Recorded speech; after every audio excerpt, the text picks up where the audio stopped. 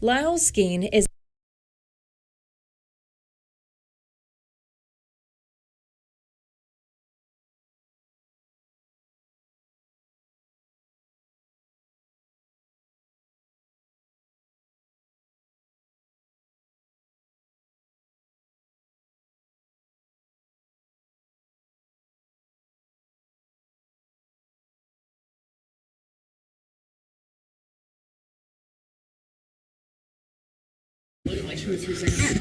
Podium mic check.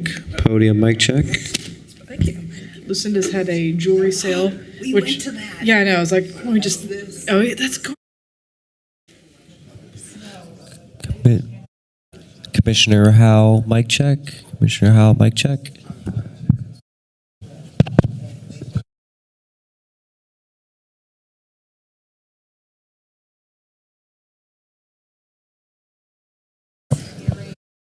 So sorry.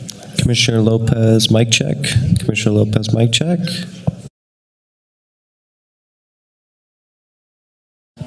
Do we have like, Commissioner Beatty mic check. Commissioner Beatty mic check. you know, David?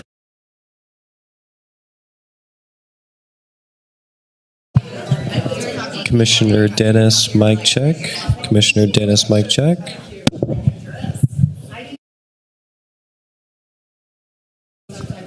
Commissioner Meitzner mic check. Commissioner Meitzner mic check.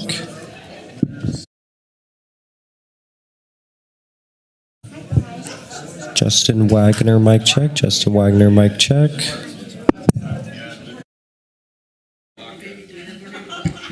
County Clerk mic check. County Clerk mic check.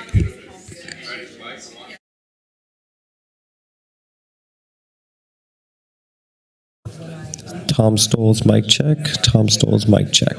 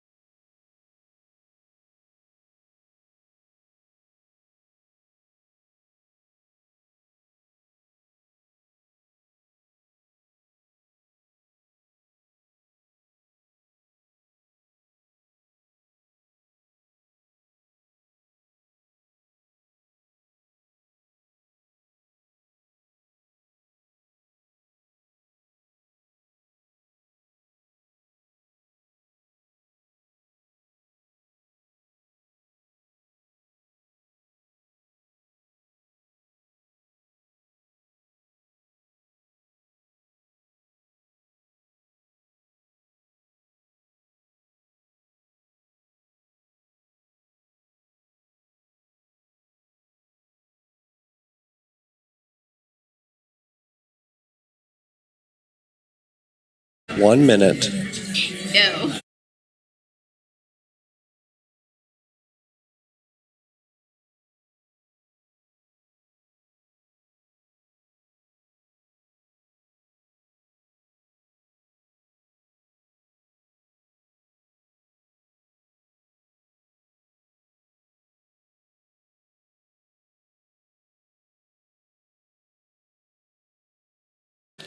Thirty seconds.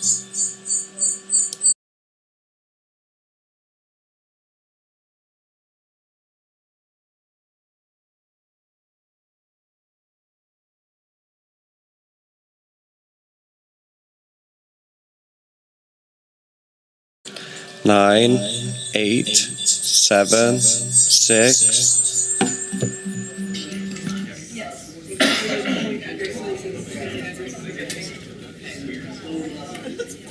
Are we not doing a proclamation for Old Settlers this year? I see in the back, doing the filming part, and they called for it. Like, Angela's not here, but like, no one else is here. It's like, oh my God, they're about ready to die at the end. Type of thing. Like, hang on, I can actually speak up and say one. She is our multi-talented, multi-purpose person. It was a fun time.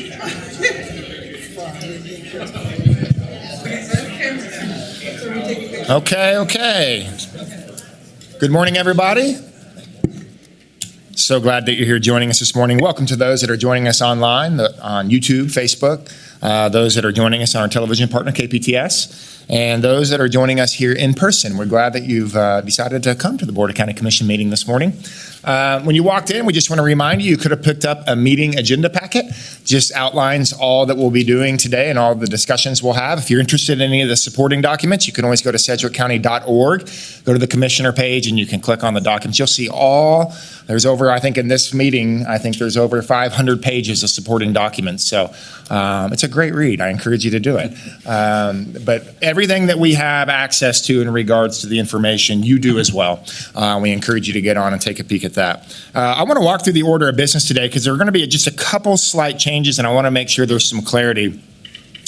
After our county announcements, before public agenda, we are going to do our fire agenda. As many of you know, that we are also the fire board. Our fire chief has some business he has to attend to today, and not knowing exactly how long the meeting is going to go today, that we need to get him in and out. There's only a consideration of minutes and one budget discussion item, so it should only take just likely 4 to 5 minutes on that fire agenda. But we are going to do that right after our county announcements to honor our fire chief. The other thing is, as many of you, if you attended last week, we had an item on the solar moratorium and changes to the Unified Zoning Code. We had opened up a public hearing for public comment during that meeting last week, and we had closed the public comment and public hearing. So typically on zoning issues, we'll actually take public comment during that line item. Today, we still want to give you an opportunity to share, but it will be during the official public agenda piece of it. So if you signed up, then you'll be able to speak in the public agenda piece of it. Since the public hearing is closed for that line item, we won't take public comment then. But we will be able to listen to you. We'll be able to hear your thoughts and feedback and insight. It'll just happen during the public agenda piece of it. So just wanted to make sure there was a clarity ahead of time. Last but not least, we always like to honor people that visit us from our neighboring cities and electeds. I see Mayor Pat Stivers is here from the City of Mays. Sir, welcome. I also see Andrea Cisco from the Oaklawn Improvement District is here. Welcome, ma'am. We're glad that you're here and joining us this morning, and all of you. We're glad that you're here. So with that being said, why don't we get to work? I'll officially call. Oh, yes, our election commissioner is here. There she is, yeah. The one and only, Laura Rainwater. We're going to hear from her shortly.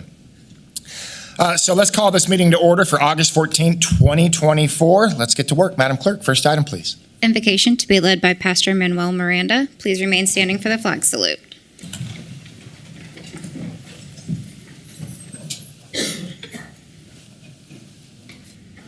I don't see Pastor, so why don't we just honor this with a moment of silence?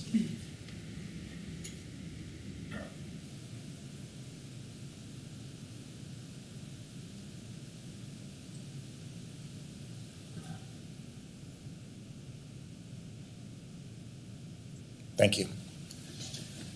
I pledge allegiance to the flag of the United States of America and to the republic for which it stands, one nation, under God, indivisible, with liberty and justice for all. Very good. Thank you. Madam Clerk, next item. Roll call. Commissioner Meitzner. Present. Commissioner Dennis. Present. Commissioner Howe. Present. Commissioner Lopez. Present. Chairman Beatty. Present. Next item. County announcements. Good morning, Stephanie. Good morning, Chairman, Commissioners. I'm Stephanie Birmingham from Strategic Communications, and I want to start today with a big thank you to our 700-plus election workers who made last week's primary run smoothly at all 107 polling places across Sedgwick County. They put in a very long day. They come in at 4:45 in the morning to set everything up, and they worked until the polls closed at 7 p.m. They did a great job, and we really appreciate their hard work.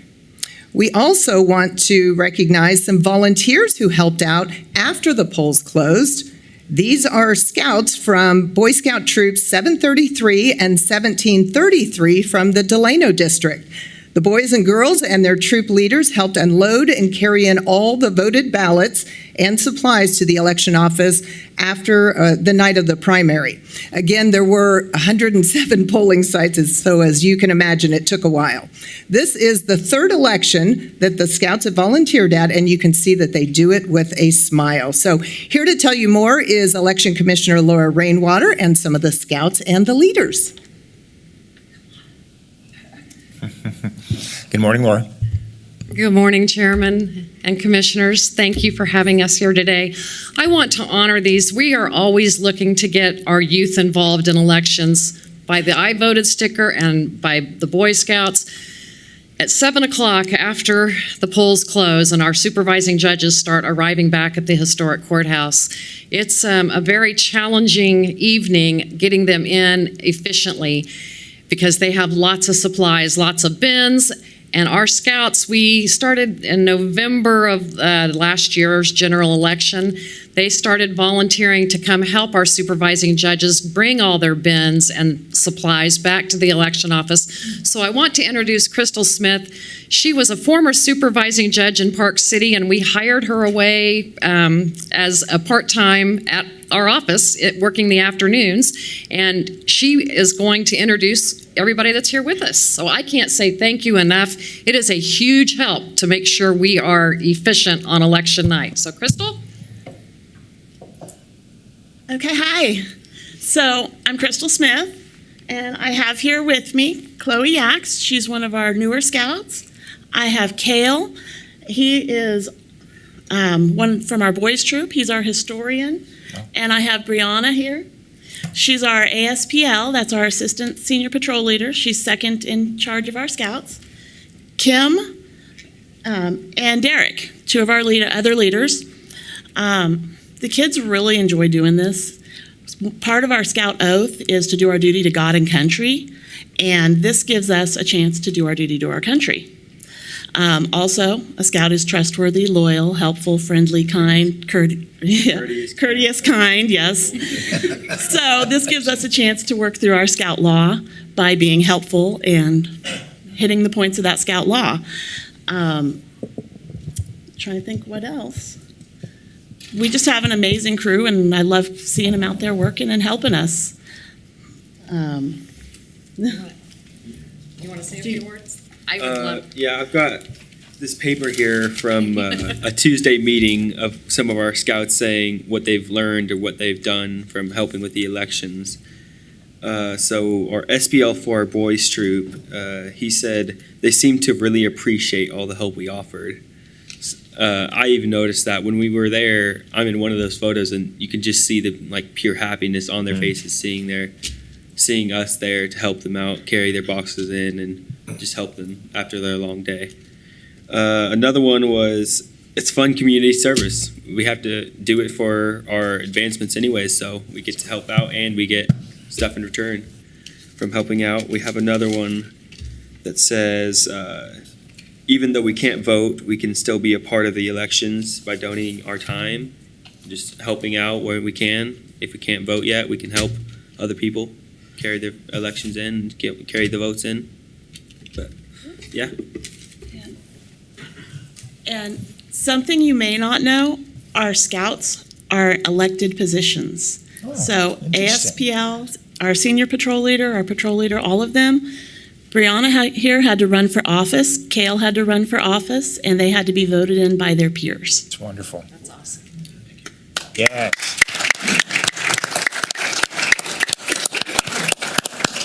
Again, we couldn't do it. They make our supervising judges smile when they arrive at the courthouse after a very long 14-hour day. And he said it best, even though they can't vote, they can be involved in our election, and that is critical, getting them interested and engaged before they're 18. If there's youth out there from 16 to 18, we need about 200 more election workers for the general election. We're going to have to really overstaff the sites because of the expected high turnout. So anybody above the age of 16 can work our polls on election day. So. Well, Laura, you do such a wonderful job of engaging the youth. And they mentioned it, even though they can't vote, you're teaching them the voting process, the election process, and the civil side of this with serving at the election. So kudos to you and your department for doing exactly. That's wonderful. Thank you. A couple questions and comments. Commissioner Dennis. Thank you very much. Laura, thank you very much for what you do. And I want to thank the Scouts. Scouting is one of my favorite programs. To let you know how much that I care about it. I served as a leader for about 30 years. I'm Wood Badge, Tribe of Mickasay Warrior, Order of the Arrow. I've got Silver Beaver. I was Assistant District Commissioner. Both of my sons are Eagle Scouts. I have one grandson so far an Eagle Scout and another on the way to be an Eagle Scout. It teaches leadership. It teaches you how to serve your community. It molds the young leaders of tomorrow. It is a fantastic program. I am a very big supporter of the scouting program. I wish you all can become Eagles at some point. One of the other opportunities I have is to sit on selection boards for the Air Force Academy. And you can be surprised at how many of the candidates that come to that board and they have Eagle Scout experience. That shows leadership, and then when I'm sitting on that board, I'm looking for the leaders of tomorrow. So you all are well on your way. Congratulations. Thanks for helping out, but I'm very proud of you. Yeah, very good, Commissioner. Very good. Again, to the Scouts, thank you. We want to get a picture with you, so after the county announcements, we'll pause for just a couple minutes and grab a picture. We want to be able to celebrate you and thank you publicly for all that you did. So Laura, and congratulations on a great primary, too, Thank you. in regards to the efficiency. Well done. Now in County Good News, I'd like to introduce two employees who were named Hometown Heroes by Cake TV and honored at a Wind Surge baseball game for helping save a woman from a house fire. The video I'm going to show you tells the story of Lyle Skeen, a call taker at 911 dispatch, who answered that call for help. 911. Lyle Skeen is a Sedgwick County call taker. White, black, Asian, or Hispanic. You name it. Suicide attempts, house fires, domestic violence issues, disturbances, driving complaints. He's answered the call. I just gather information from the caller. Important information, critical even, and he makes sure it gets relayed to the dispatcher for the responding agency. Where does her friend live? Plain and simple, he wants to help people. Be that person that when someone needs help, be there for them. He answers around 30 to 40 calls a day. How long ago did this occur?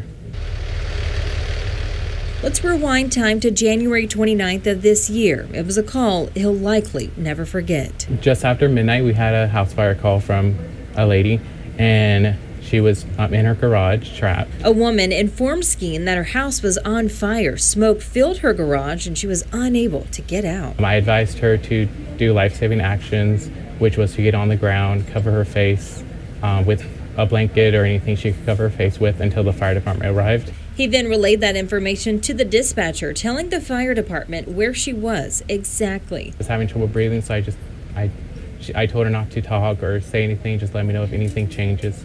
And I just reassured her that help was coming. His calm, reassuring voice stayed on the other end of the line. And I just stayed on the phone with her until I was able to get her out of the garage, try to keep her calm and just keep reminding her over and over that help's coming, not to give up.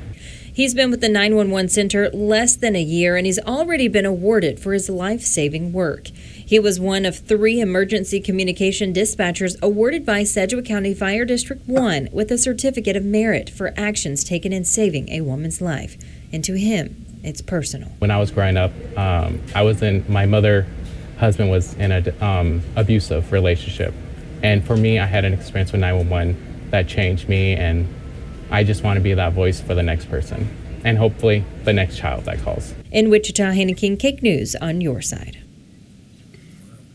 Working with Lyle that night was Rebecca Martling, the dispatcher who got the fire crews to where they needed to be. Let's show you her story. What happened? Rebecca Martling has been working in the Sedgwick County 911 Center for 2 years. I enjoy the reward I get from knowing that I'm making a difference. A job she doesn't take lightly is being one of the county's dispatchers. I will sit on either our EMS board or one of our fire boards and help track units as they're out on calls and make sure they get the information they need. She too was one of 3 people recognized this spring for efforts in saving a woman's life in Hayesville back in late January.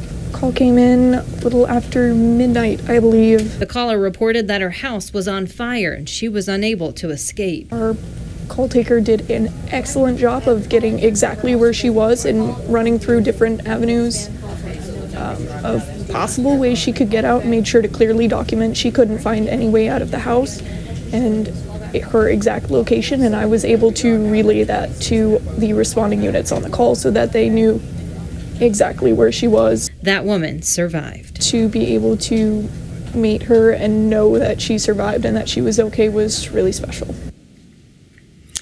So each of them was honored separately with a separate story because they played a very different but key role in saving this woman's life. So at this time, I'd like to ask Lyle and Rebecca to come forward with Director of Emergency Communications, Alora Forshee.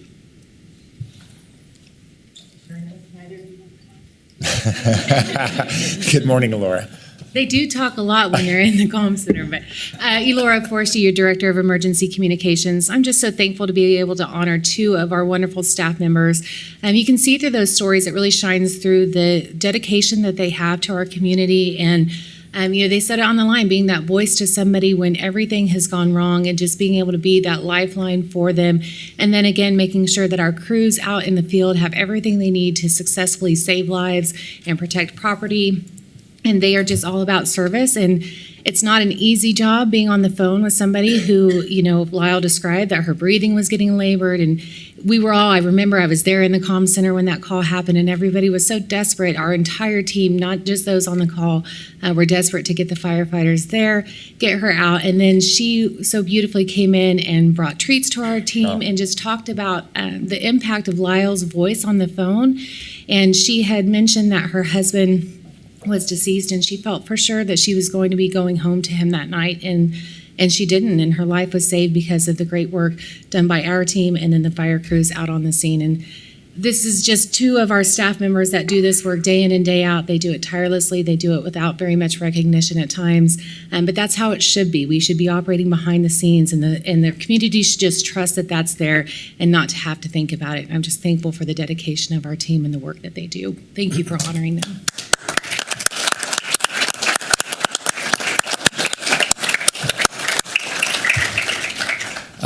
Laura, thank you. And Lyle and Rebecca, thank you. You are hometown heroes indeed. And you're right.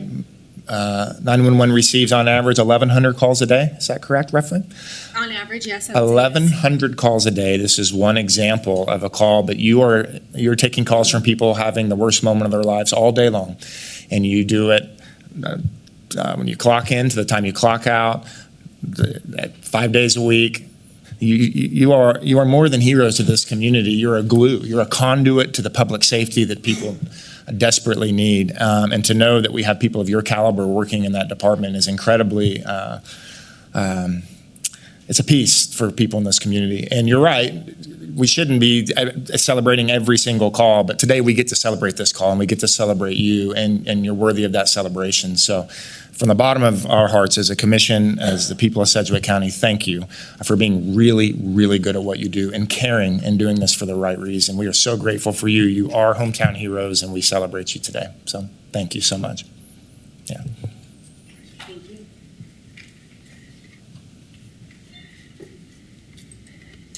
Okay, and then just another quick reminder about the public budget hearing that will be held here next Wednesday, August 21st at 9 a.m. Sedgwick County definitely welcomes your feedback on the 2025 recommended budget before commissioners take action on it next week. So if you cannot attend, you could share your comments online. We have a public online forum. You'll find that on our Sedgwick County website on the finance page. And that's it for county announcements. Okay, very good. Lots going on here in Sedgwick County. Commissioners, any questions or comments? Okay, Stephanie, thank you very much. We do want to get a picture, if that's okay. If you'll give us 5 minutes, we're going to step out into the hallway and we want to get a picture here. And Alora, if you wouldn't mind too, we'd like to get a picture with Lyle and Rebecca as well, and you. So give us 5 minutes, quick break, stay on your best behavior.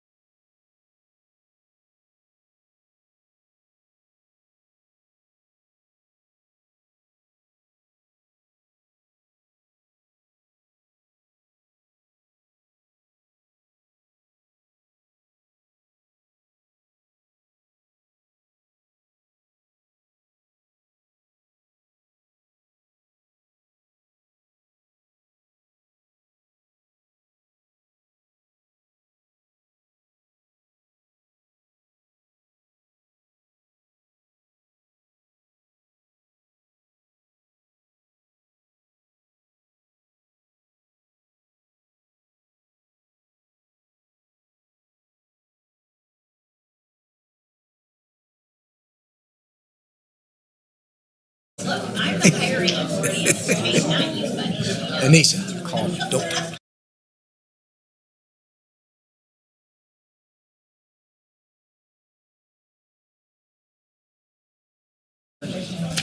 Okay, thank you for being patient. Back to work we go. As I had mentioned previously, we're going to pause the Sedgwick County Board of Commission meeting and convene the governing body of Fire District Number 1. I officially call that meeting to order. Madam Clerk, first item, please. Roll call. Commissioner Meitzner. Present. Commissioner Dennis. Present. Commissioner Howell. Present. Commissioner Lopez. Present. Chairman Beatty. Present. Next item, please. Public agenda. Okay, seeing that no one has signed up to address the commission for the Fire District, next item. Consideration of minutes. Item A, special fire meeting minutes from July 31st, 2024. Okay, Commissioners, we all had a chance to review the meeting minutes from July 31st. Any questions or comments? Seeing none, I move to approve the special fire meeting minutes from July 31st, 2024. Second. A motion and a second. Madam Clerk, please call the roll. Commissioner Meitzner. Aye. Commissioner Dennis. Aye. Commissioner Howell. Aye. Commissioner Lopez. Aye. Chairman Beatty. Aye. Next item.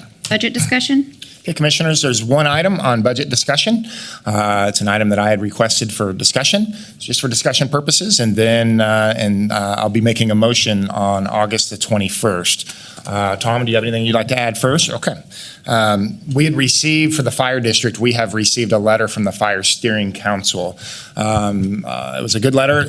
In the letter, they addressed all the actions that the Commission has taken over the last few years to strengthen our Fire District, the staffing measures, the compensation measures, and they were very complimentary of our fire staff, our fire chiefs, and the Fire Board for those actions taken. They also asked us to take into consideration one other item, and it's an item that I'm going to be supporting and making a motion for. And it's about making an adjustment in how we're going to do the plus 2% sliding scale for the fire districts. As many of us know, the manager has proposed a program in most of our departments where every other year we will do a plus 2% sliding scale to keep us at pace. This is something that I'm, on a personal level, very supportive of. I'm going to make a motion that we do, fire right now is scheduled to do a plus 2% in 2026. I am going to make a motion that we do the plus 2% in 2025 instead of 2026. So just put the fire district and the fire department on a just change the rhythm in which we're doing that and move it to 2025. A couple reasons why I'm going to do that and make that motion that I'd like you to entertain. The first is we have made significant progress. Just a few years ago, the starting wage of a firefighter was $14.60. After the actions taken the last few years, our starting wage of a firefighter is now $18.36. We've approved a 15-step plan. And now our fire department is nearly full staffed for some of these measures that we've taken. We acknowledged last year when we made the adjustments that we needed to continue to stay competitive, that there was still work to be done. There has been a lot of work done, but we needed to remain competitive. The reason I want to make this motion is because I think this is something that will help our fire department remain competitive in 2025. Here's what we know to be the case right now. The Wichita Fire Department, their starting wage in 2025 will be $19.61. So even if we move through with what's recommended, we're still going to be 6.7% behind. Even if we adopt this motion with the plus 2% next week, we'll still be 5% behind Wichita Fire, which puts us in range, and it's something that our chief thinks that keeps his department competitive.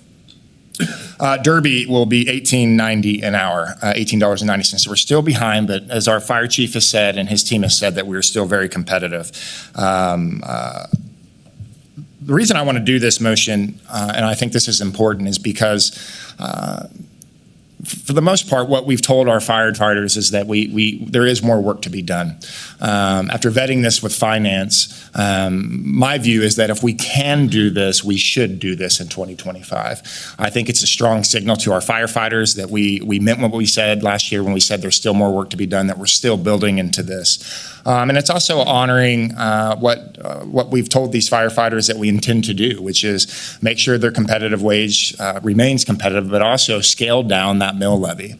What I'd ask our CFO, Lindsay Poe-Rizzo, to do, if you could, is just send this week some documentation to our commissioners that you what your thought is on this plus 2%. If you could share some of that now, that might even be helpful, that you believe that this is something that we can accomplish, that fiscally it's responsible, keeps the fire district in good health, and we can still lower the mill levy considerably with this action. So, Lindsay? Sure.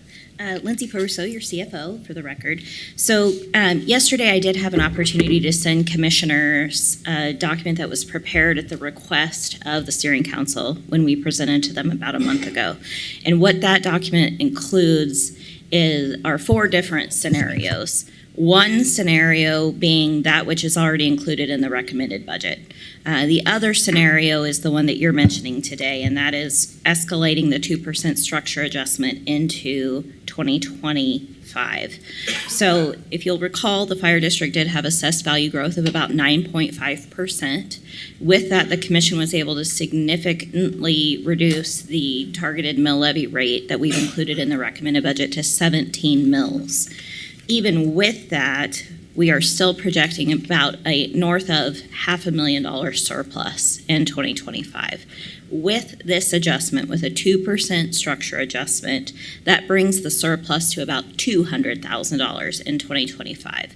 So the scenarios that were sent to that fire steering council also look at what happens in those future years of the fire forecast. They will be talking about that. I believe I'm going to look at the chief.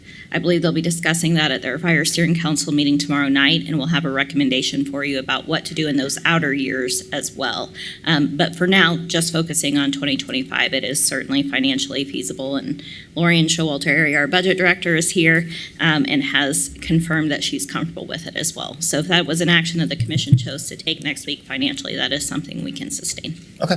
And to be clear, this is something that all I'm asking you to do is the proposed plus 2% in 2026. I'm just asking to move that to 2025 instead, to remain competitive with some of our peer departments across the county, what they'll be doing.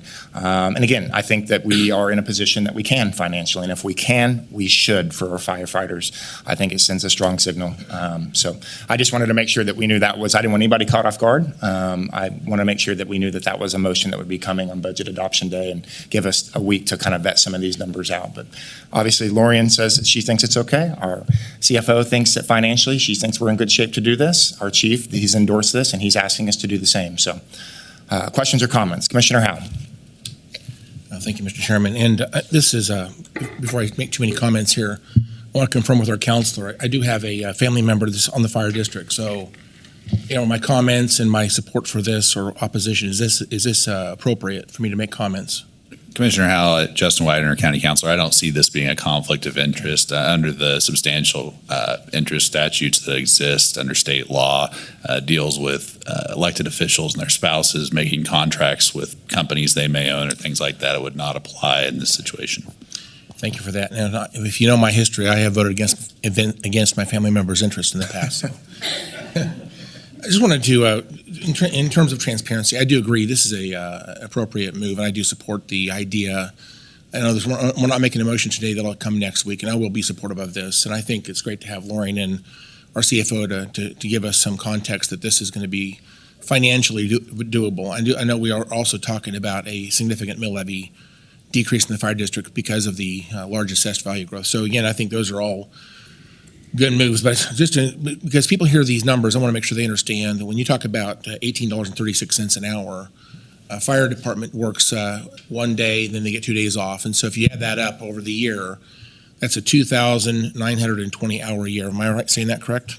2,920 hours a year. If you work 40 hours a week, 5 days, 40 hours, 40 hours over 5 days a week, you get 2 days off every 7 days. That comes out to 2080 hours. And so if you take that to convert that to a yearly salary, just to be clear, the $18.36 an hour is a starting wage of $53,611.20. And with this 2% increase, it brings it up to $54,683.42. That's an increase of $1,072.20. So that's in addition to any step raise they would have, because every time they go another year, they get another bump in their step raise.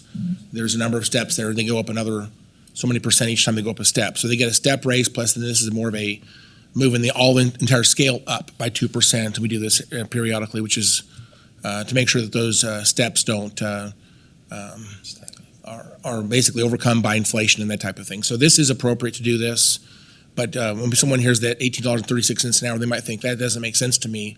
Please understand on an annual salaries basis, which is, again, you compare someone from EMS, for example, or any other position in the county or any other job for that matter, it's good to understand that yearly salary as a comparison, not necessarily just the hourly rate. So I want to clarify that just for transparency purposes. Thank you. And if I said anything wrong, please correct me. I didn't hear you say anything wrong. All right, thank you. Thank you, Chairman. Okay, very good. Commissioner Meitzner. I just want to comment that thank you for proposing this, but for the public, we have agreed that we would not surprise fellow commissioners on budget approval day.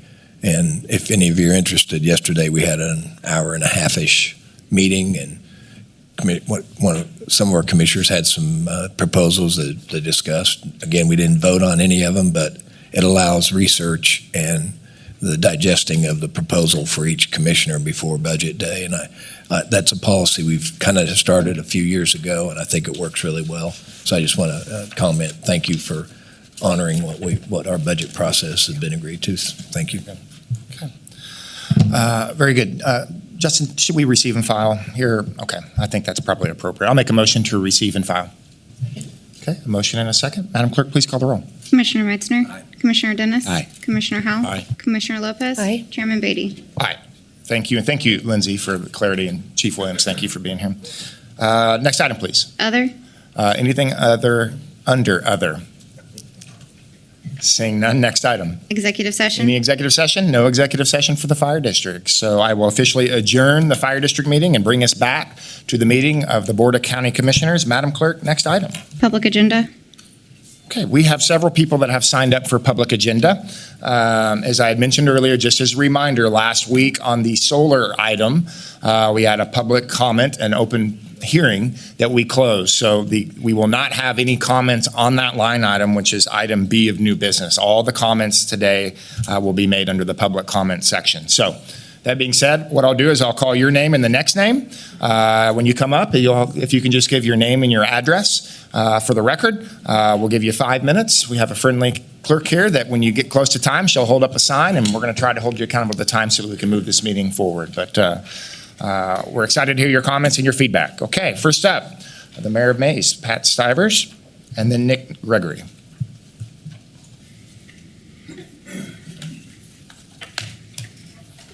Good morning. Good morning, Mr. Mayor. How's everybody doing? Again, my name's Pat Stivers, 701 Trotter, Mays, Kansas.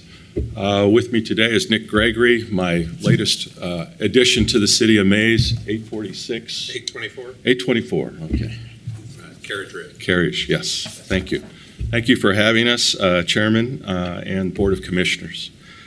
I thought we would just talk a little bit about solar, just kind of finalize things as to position of Mays and how we feel. We appreciate the opportunity to address you today. Regarding the proposed changes to the uniform zoning effective rural sections of Sedgwick County as it pertains to solar energy systems, SECS. First off, we at Mays want to just say thank you. We appreciate the massive amount of work that the board did, Sedgwick County staff, the Metropolitan Planning Commission members have put into this issue. We really do appreciate it. We know that it was well thought. Analyzing and looking carefully into the topics like renewable energy is very important for the county and also for the city of Mays. And it does have a massive growing demand for electricity in the county, and we appreciate everything that you've done. We also at Mays want to say that we appreciate all the discussions that have revolved around how we address the growth of communities in the area that's potentially being affected in this case. Like Mays, many other cities have seen record growth over the last few years. In Mays alone, as many of you know, we have been fortunate in that we have had really great growth over the last 15 to 20 years. Over the last 15, just since 2010, we've experienced a 64% growth. When I moved to Mays in 1996, the population was roughly 1,000. Today, we're over 7,500. The anticipation is by 2025, we'll hit 10,000. Just since 2020, we've experienced about a 12 to 14% growth. Currently, the city of Mays has 16 housing developments going. We estimate that either through planning or currently being built, we have between 1,000 to 1,500 homes being built, which, as everybody knows, we have a severe home shortage. And so the city of Mays is doing their part to alleviate that. So, with that being said, also, we have a large industrial complex in the northwest part that is growing very, very fast. We're moving northwest towards 135th. But with all this growth, we do have some challenges in Mays, and some of them are that over the next few years, we're going to have to put in an additional 2 to 3 water wells. We're going to have to put in another water tower, which is as everybody knows, a rather large expense. We're going to have to finalize our wastewater treatment plant, which is also going to be somewhat expensive. And then also the roads. As you guys know, the city of Wichita brings into the city of Mays every day. We kind of double in population with the school district. The Mays School District, as everybody knows, is very popular. And so every day we have that issue. Basically, the Mays area at one time was basically county. So we have 119th Street, we have 53rd Street, Tyler. Those are all kind of 2-lane stuff. And so that's all going to have to be addressed at some point. 45th Street's another area of our concern. So we have some arterial streets that are going to have to be looked at. And so all these things are going to play into a factor. We've got all this growth going on. The school district, I don't know if they're here today, but I know that they're looking at some additional land also. They continue to grow, as everybody knows. So we feel, the city of Mays, that our momentum is very strong, and without a downturn in the economy, we think it's going to continue this way for the foreseeable future. Big growth coming our way. We have large expectations for continued growth in the area. We are going to be very aggressive trying to develop commercial and residential in the city of Mays. We're looking for great expansion in that area. Recently, as you know, we just added a $80 million Charlotte pipe company in the business area, in the industrial park, that is going to add up to 150 jobs. Again, the industrial park, we see that as a great opportunity. Is that 5 minutes already? Go ahead, Mayor. Politicians, we can. Yes. Oh, I'm almost done. So. In closing, we would just like to show support for the proposed uniform zoning modifications prepared and presented by staff last week that limits the ability of large-scale solar energy conversion systems in urban areas of growth, such as Mays. We'd even go as far as to suggest our preference would be to limit the middle-sized solar sites to 15 to 20 acres in those areas and allow smaller sites up to 20 acres in size. As a community, we are absolutely not opposed to solar, and we think small solar projects even near a city is a viable option where cities and solar can coexist. We are concerned what a 500-acre project or bigger project would do to the city of Mays' continued momentum in communities such as ours. With that being said, we fully support the recommendation that came from the Berkeley report and from modified proposals from staff that limits developments of SECS in other urban areas of influence. And thank you for your time. Thank you, Mayor. A question, Commissioner Dennis. Thank you, Mr. Mayor. I appreciate you being here today. I don't know if your city manager is going to talk about it, but yesterday 4 of the commissioners were on the WAMPO meeting, and I know your manager was at the WAMPO meeting. There's a very interesting page that came out of that WAMPO meeting, and it showed the growth area of every city that is in the WAMPO region. And there's one big long line on that, and it dominates all the rest. And that line happens to be Mays, 166.9% projected growth for the future. So I just wanted to pass that on. Thank you. Thank you, Commissioner. Thank you, Mayor. Appreciate your feedback. Okay. Next up, Nick Gregory and then James Williams. I don't want to, I was really here to support the mayor more or less, but just want to say I've been following this item for quite some time and reflect what the mayor said. Appreciate all your work on this, and I will just say I'll tie in with what the mayor's mentioned. We do want to keep our momentum going here in Mays. We understand the importance of balance between property owners' rights and opportunities for communities to grow. I think what you brought last week was a really good plan. It looks like you put a lot of thought to that. You took what the MAPC was able to work on, and you were able to, I think, improve that and gather more opinions to be able to come up with a good plan. So, with that being said, I just want to reflect what the mayor said, and we support moving forward with a plan that does provide some protection for the urban areas of influence. So, thank you. Very good. Thank you, Mr. Gregory. Okay. Next up, James Williams, and then Clint Guy. Hi, James. Hey, everybody. Good morning, commissioners. I'll echo the mayor's remarks and say just thanks to each and one of you for your service. We look forward to working with you on this issue and the other many challenging issues facing our community. So thanks for what you do to make our community better.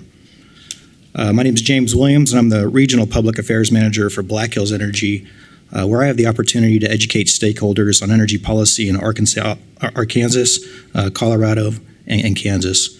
I'm a fifth-generation Kansan that is very involved locally, including in the Wichita Chamber's Government Affairs Committee, the City of Wichita Sustainability Board, and many others in town. Like everybody here, I'm very passionate about what happens here. Black Hills Energy believes in an all-of-the-above approach to providing the energy our community needs. We're a dual fuel utility that provides natural gas and electric services to homes and communities in the Rocky Mountain West and Central Plains. In many of our states where we provide electric service, we have utility-scale solar and understand those benefits. We're not against large-scale utility solar and understand its importance toward the energy mix. However, we also know that large-scale infrastructure projects can't be a hindrance to the growth of the communities we serve. Utilities are incentivized to see communities grow because more people, more houses, and more industry allow us to spread the costs of needed infrastructure among a growing customer base. At Black Hills Energy, we weigh the geographic impact of large-scale utility projects because it would be against our best interest to interfere with a rapidly growing area. An example of our work to support growing communities is how we recently invested nearly $10 million in an underground natural gas pipeline outside West Wichita. We did this to support the growth of homes, businesses, and industry in Colwich, Mays, and West Wichita. We used information like the county's urban growth map to determine the need for the energy to fuel that economic growth. It's for reasons like our recent multi-million-dollar investment and our desire to see the region grow that we respectfully ask you to incorporate findings from the Berkeley study recommendations. We're concerned that if alternative potential code revisions do not get included, it could set back the growth of Northwest Sedgwick County by 50 years at a time we need more houses, businesses, and industry. The success of our business is truly dependent on the success of our communities. We're proud of our sustainability story to reduce emissions, and we're proud in our economic development work to help attract jobs. We think this issue comes down to protecting the highest and best use of an area, and we appreciate you protecting the long-term benefits of our rapidly growing region. Thank you.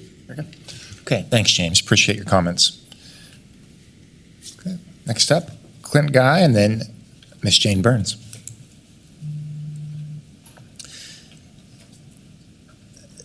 Ms. Clint here? Okay, if Clint does come, then we'll just push him to the back of the agenda. Want to make sure he might have ran to the restroom or. So if he does come, and if you know Clint, have him flag me down. We'll get him on the end of the agenda. So, Ms. Jane Burns. You want me to stop Yes. in case he shows up? No. You finish and we'll push him in. Yeah, you're good. Thank you. Thank you so much. I appreciate your highlighting citizen input with Boy Scouts, the emergency folks. Input from citizens, I think, is important. I appreciate all of you. I was one of those election workers on Tuesday, and I went to a distant town to do it. And I talked my 16-year-old granddaughter into working the election. Am I a good citizen? Do I have credibility? Or not? I was part of last fall's public open house at the Extension Center. I went through that huge hall looking at the well-researched, thorough, thoughtful, wide-ranging aspects of solar, the industrial solar. And I was impressed. It was collected by both city and county staff. I know some of those people personally, and I respect their expertise and their credibility. But I now understand that there's a sort of a Johnny-come-lately consultants report that that's actually supersedes all that public input, that circumvents our local public input. And I understand that's an out-of-town consultant group that used area instances to make their recommendations, that it looked to me kind of hasty and non-local. I'm asking you all to revert to the well-vetted plan that was in place with so much official and public scrutiny that has and to reject that hasty last-minute plan.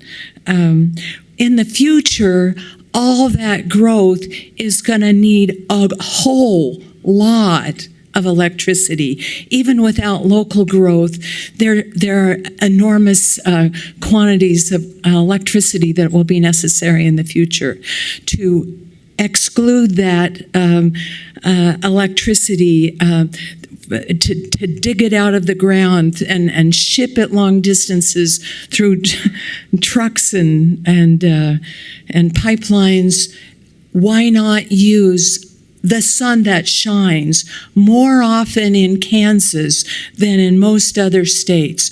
That hot sun with my solar panels on my roof cools my house. Electricity is electricity. Why not let the hot sun that sometimes bothers us, sometimes pleasures us, why not let it supply the electricity for the future?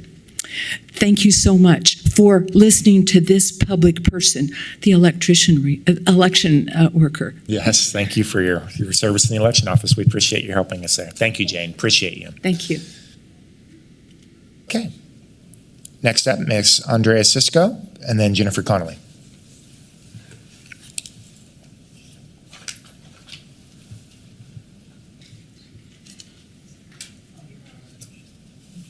Good morning, Ms. Cisco.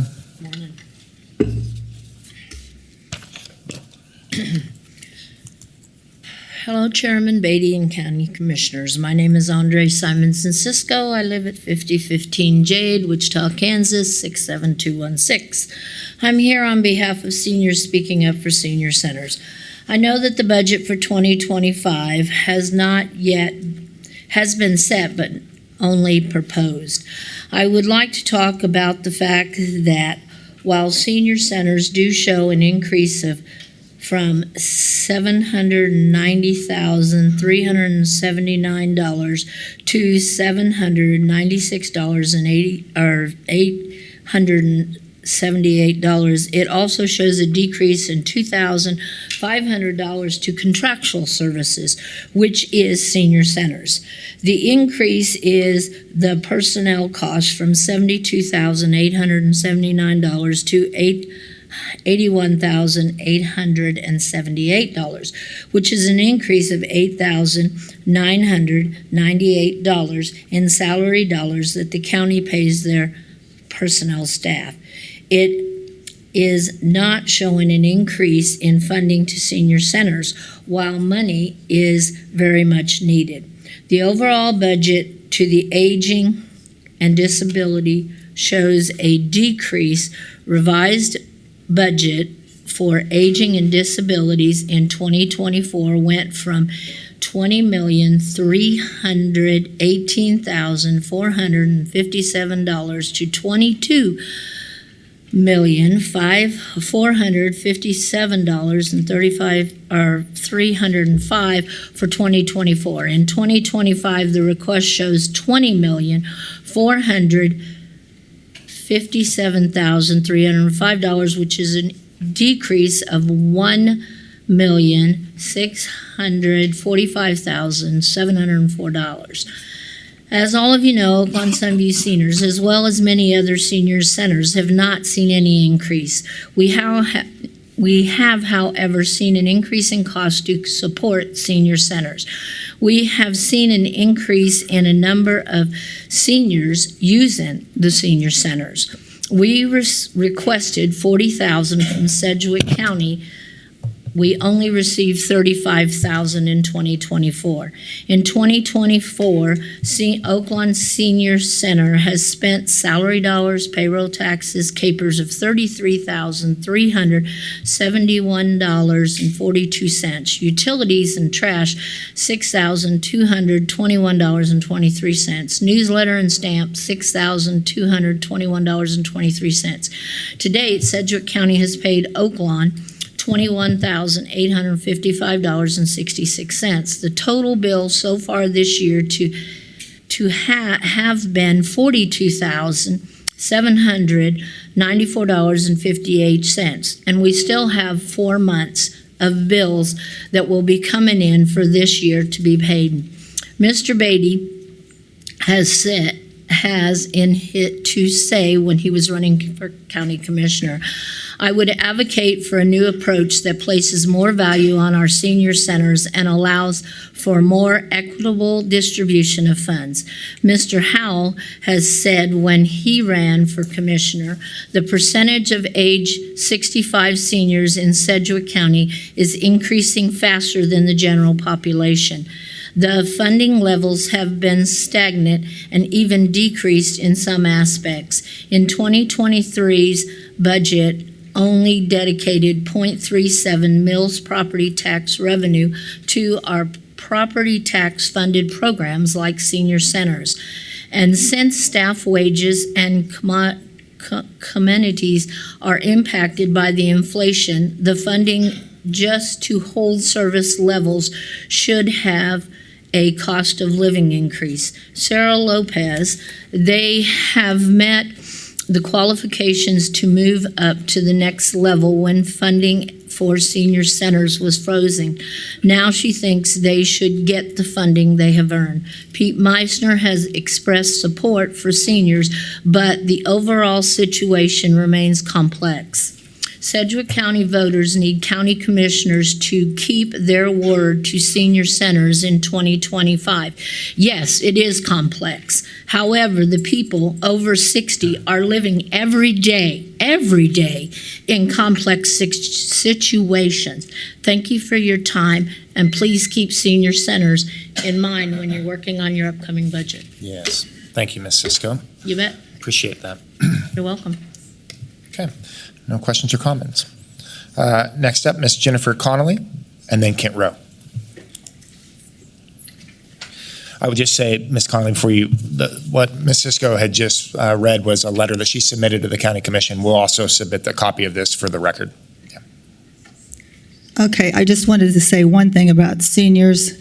There's a lot of them living under $1,000 a month, and you can't sustain your life like that. And these senior centers are very important. That wasn't my subject, yes, but everybody has a grandma or they're that age themselves, and a lot of us don't have a lot of money out there, and I would encourage you to support increase for senior centers.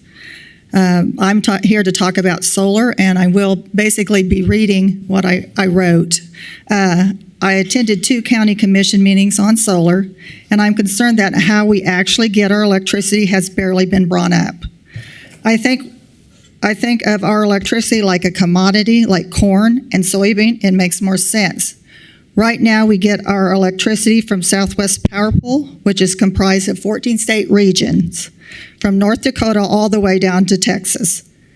The Federal Regulatory Commission, better known as FERC, has been around since the 1990s, whose job is to negotiate the price of wholesale electricity for our utility or other companies, and to make sure that electricity flows through the transmission lines with fair pricing for utilities and companies. The transmission operator gets our electricity from point A to point B, is called a regional transmission operator, without causing congestion on those lines.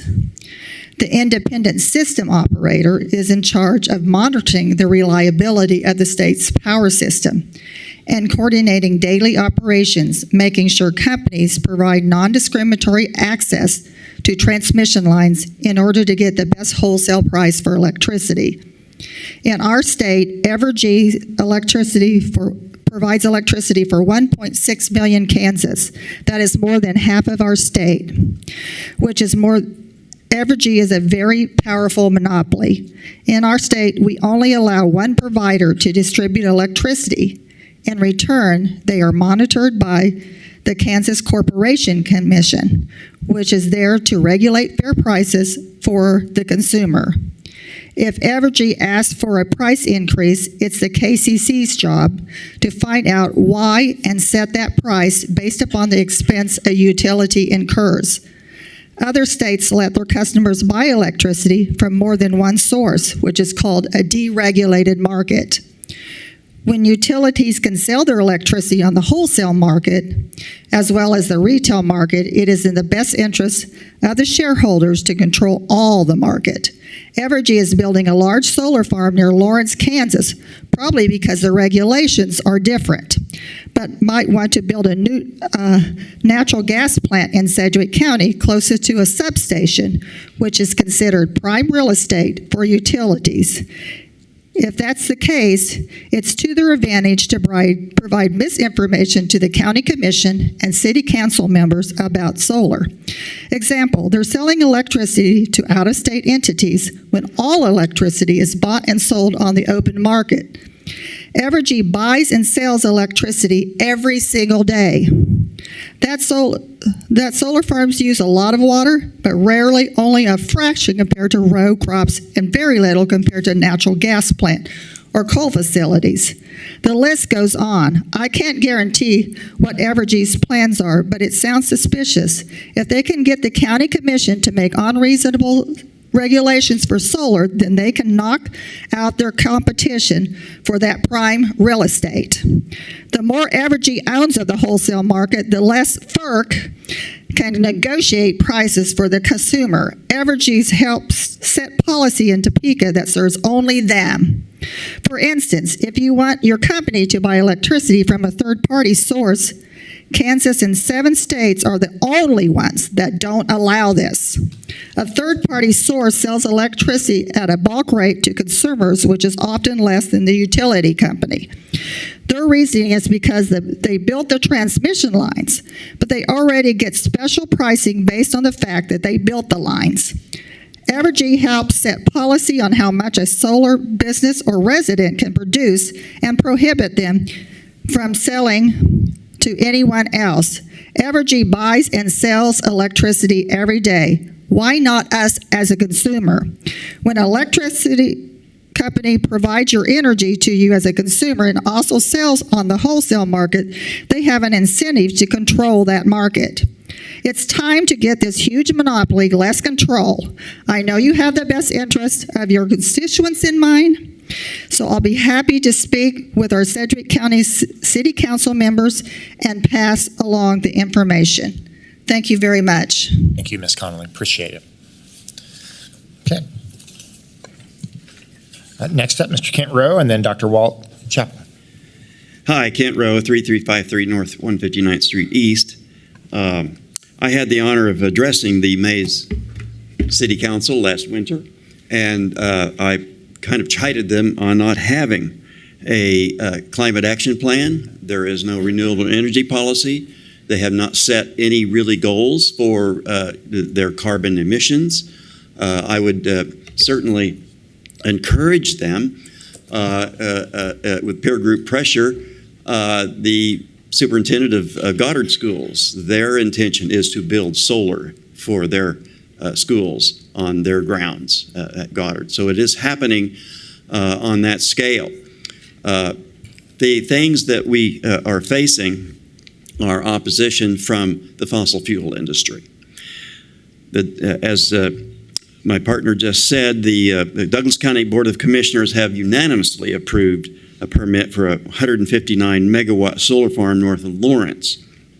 It is to be owned and operated by Evergy and covers an area of 1,105 acres. Interestingly, though, soil scientists noted that the solar project could benefit the area's ecology after 25 years and restore much of the soil microbiomes.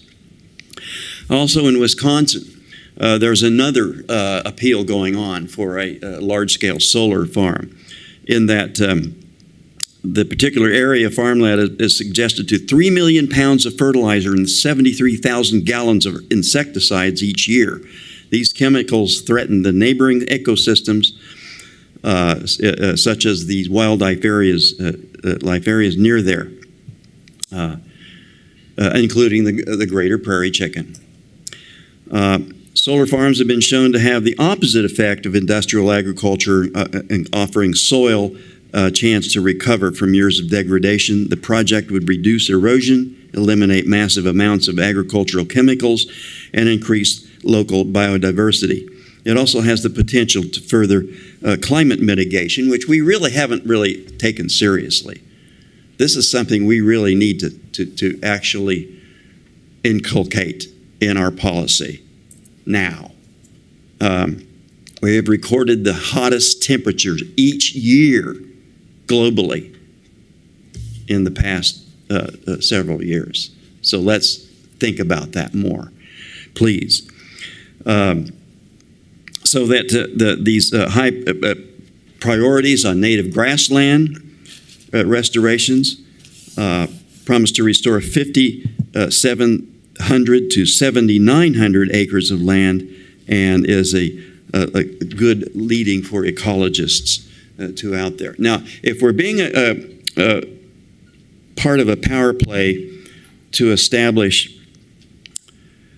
a methane plant in that area, there is a 3-mile area of influence or affluence around gas plants because of the emissions. And this includes sulfur, nitrogen, mercury, and 2 types of reaction, photosynthesis and oxidation. Mercury is given out on natural gas plants in small particles.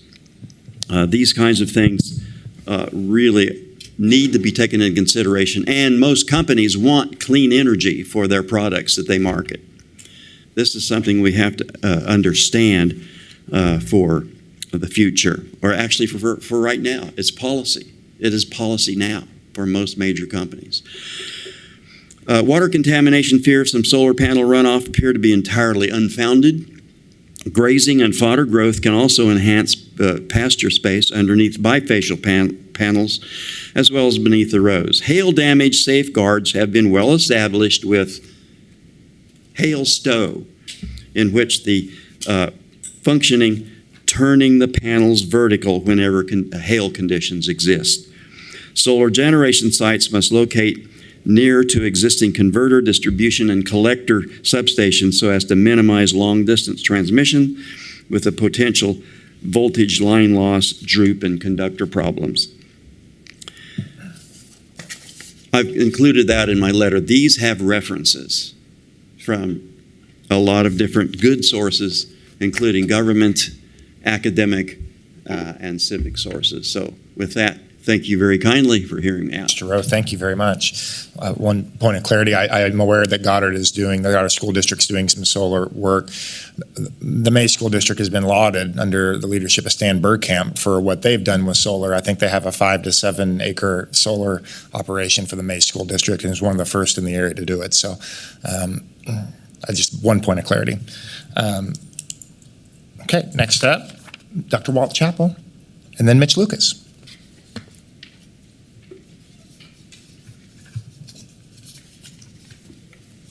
Good morning, Commissioners. Great to be Good morning, with sir. you. Paul Chappell, 3165 North Porter in Wichita. Dave, you and I have a lot in common. You and I have served both on the State Board of Education, and I was very glad to hear about your sons and your involvement in the Scouts. I'm also an Eagle Scout. I earned my God and Country Award and Silver Award, and then was a Scout Master. So one of the reasons I'm here today is to serve, as you will, the Scout Oath, which is do my duty to God and my country. I'm not here representing any company. I'm not here representing any particular side of this other than to try to make sure that we protect our environment, we have enough electricity for economic growth, and we make good decisions. They're fact-based, that are based on actual data and not hyperbole and scare tactics.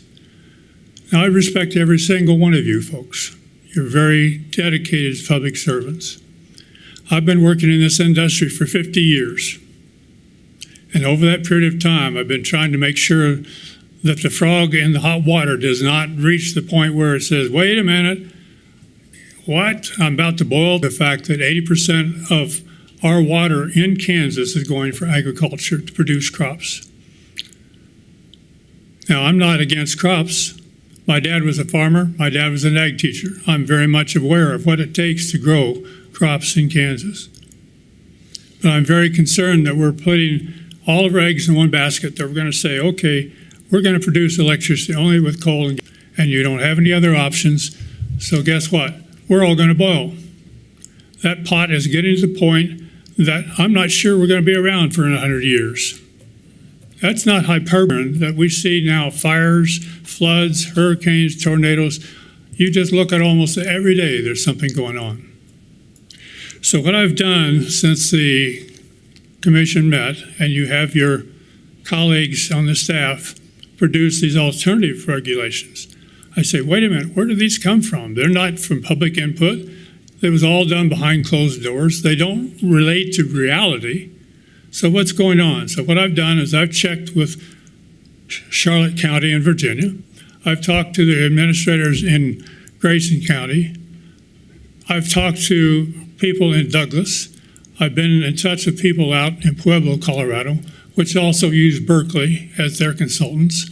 By the way, they paid them almost $29,000. I'm not sure how much you folks paid them. But the point is, Pueblo says, hell no, we're not putting all those in place. We don't have a restriction on access to the urban areas. They took away the idea that you can only use 80% of the land that you lease. In the calculations right now, it's down to 65% in Sedgwick County. So what's the purpose of having all these things that are actually going to restrict the ability for a project to come to our county? What I've done, having worked on legislative issues for many years, is put together specific amendments. I sent these to you yesterday in hopes that what you would have is some specific ideas on what can be done to get this thing back on track. It allows for electricity to be produced and urban growth at the same time. We're going to require electricity if we're going to have any of those industries that we want at those industrial parks. If we're going to have more housing built, those people are going to have to keep their lights on. They're going to have to circulate that heat in their house with electricity. So I ask you, please, take a very close look at these amendments. Make sure that you wordsmith this today and take the time between now and the 13th of September to come up with something that's realistic, that will actually allow projects to come to our county. The alternative regs that are being proposed so far will kill almost any project trying to come to this county. There's no way that this is going to work. So please take time to look at each of these. I've provided the actual citations and the opportunity for you folks to move forward. So if you have any questions, it's a good time to ask. I'll be glad to try to fill you in on what the strategy is and why you would want to do it. I'm sorry for my voice. I'm having a little bit of trouble with extra mucus. You're fine. Go ahead. Very good. Any questions or comments? Seeing none. Dr. Chappell, thank you, sir. Thank you so much for your Thank you. time. Appreciate it very much. Okay. Next up, Mr. Mitch Lucas, And then Mayor Colwich, Terry Nicholson. Good morning, Commissioners. Thanks again for the opportunity to address you today. My name is Mitch Lucas. I work for Invenergy. We develop energy projects across the state of Kansas, including here in Sedgwick County. We've got an office at 3510 North Ridge Road here in Wichita. I know you've heard a lot from me and other folks over the past couple months about solar, so I'll just keep it real brief for you. I just wanted to once again thank the MAPD staff, the Advanced Plans Committee, Metropolitan Area Planning Commission for all the work that they have done really over the past year on this topic, trying to draft the best regulations for Sedgwick County that they can. Scott and team especially have done a tremendous amount of research and put a lot of thought into this. So I just wanted to thank Scott and Justin and that team again. And of course, all the members of the public that have come to these meetings over and over again to speak up. Just big thanks all around. And I just wanted to offer, as a member or a representative of the solar industry, I know there were a lot of questions from the commissioners last week on this topic. I know that the public hearing is closed, but me and my colleagues are here again today, and we'd be happy to come back up during your deliberations on this topic if you have any questions about the technology or what it takes to bring a utility scale solar plant online in Kansas. That's all I have for you. Thank you, Mitch. Some questions and comments. Commissioner Howe. Thank you, Mr. Chairman. I appreciate you being here again today. I do have a few questions for you. Did you happen to see the Wichita Eagle article on this topic from last Wednesday's meeting? Maybe. I think there was more than one. So they make again, the Wichita Eagle, I think, has one pretty robust article, if you will. Okay. They make a couple of comments, and I wanted you to validate some of this data. They said that in Butler County, Harvey County, Franklin County, Osage County, Reno County, there's a 100% ban for large-scale solar in those counties. Is that something you're familiar with? To be honest, I really only work in solar in Sedgwick County. And then you probably don't know the next answer then. So there's apparently an indefinite moratorium in Lynn County, McPherson County, and Coffee County through 2026. And they said in Douglas County, they limit the solar farms to 1,000 acres. In Johnson County, 2,000 acres. I understand in Douglas County there is a solar farm, either it's going in right now or whatever, but it's using farmland that's basically used to be river bottom land. So it's very prime agricultural property, but it's being used for solar, which is a loss. I guess if you're trying to grow rich crops, that would be the place to grow them. Some places are more conducive to agricultural than others are, but that would be a great place to grow agricultural products. But yet they're using that in Douglas County for a large scale solar. And then we know that Russell County is the largest, according to the article, is the largest solar farm in Kansas at this time. It's 144 acres. And there's also a 1,000 acre farm going in Dodge City area. So there's also some of the details. I want to know if you have any comment on any of that. And I have a couple technical questions after that. But any knowledge about the status of Kansas? You said you represent Kansas for Invenergy. I wanted to know, are you aware of all that as being, are you saying that you don't have any comments regarding whether those are factual or not factual comments? I apologize, I'm not specifically aware of every project going up in Kansas, but as some folks have mentioned, Kansas has a tremendous solar resource, better than most states in the country. Utility scale solar is a relatively new concept here compared to wind energy, of which there are many projects across the state. But you're starting to see, counties across the state putting in regulations for solar, updating regulations, and I think you alluded to several projects that are being proposed or have been approved across the state. So here come some technical questions. I understand that that there is typically these farms will actually store the DC power in batteries, I assume lithium batteries, at the solar farm until it's ready to be injected into the power grid. Is that correct? I think you're seeing it's becoming increasingly common to pair solar with battery, but that's certainly not the standard.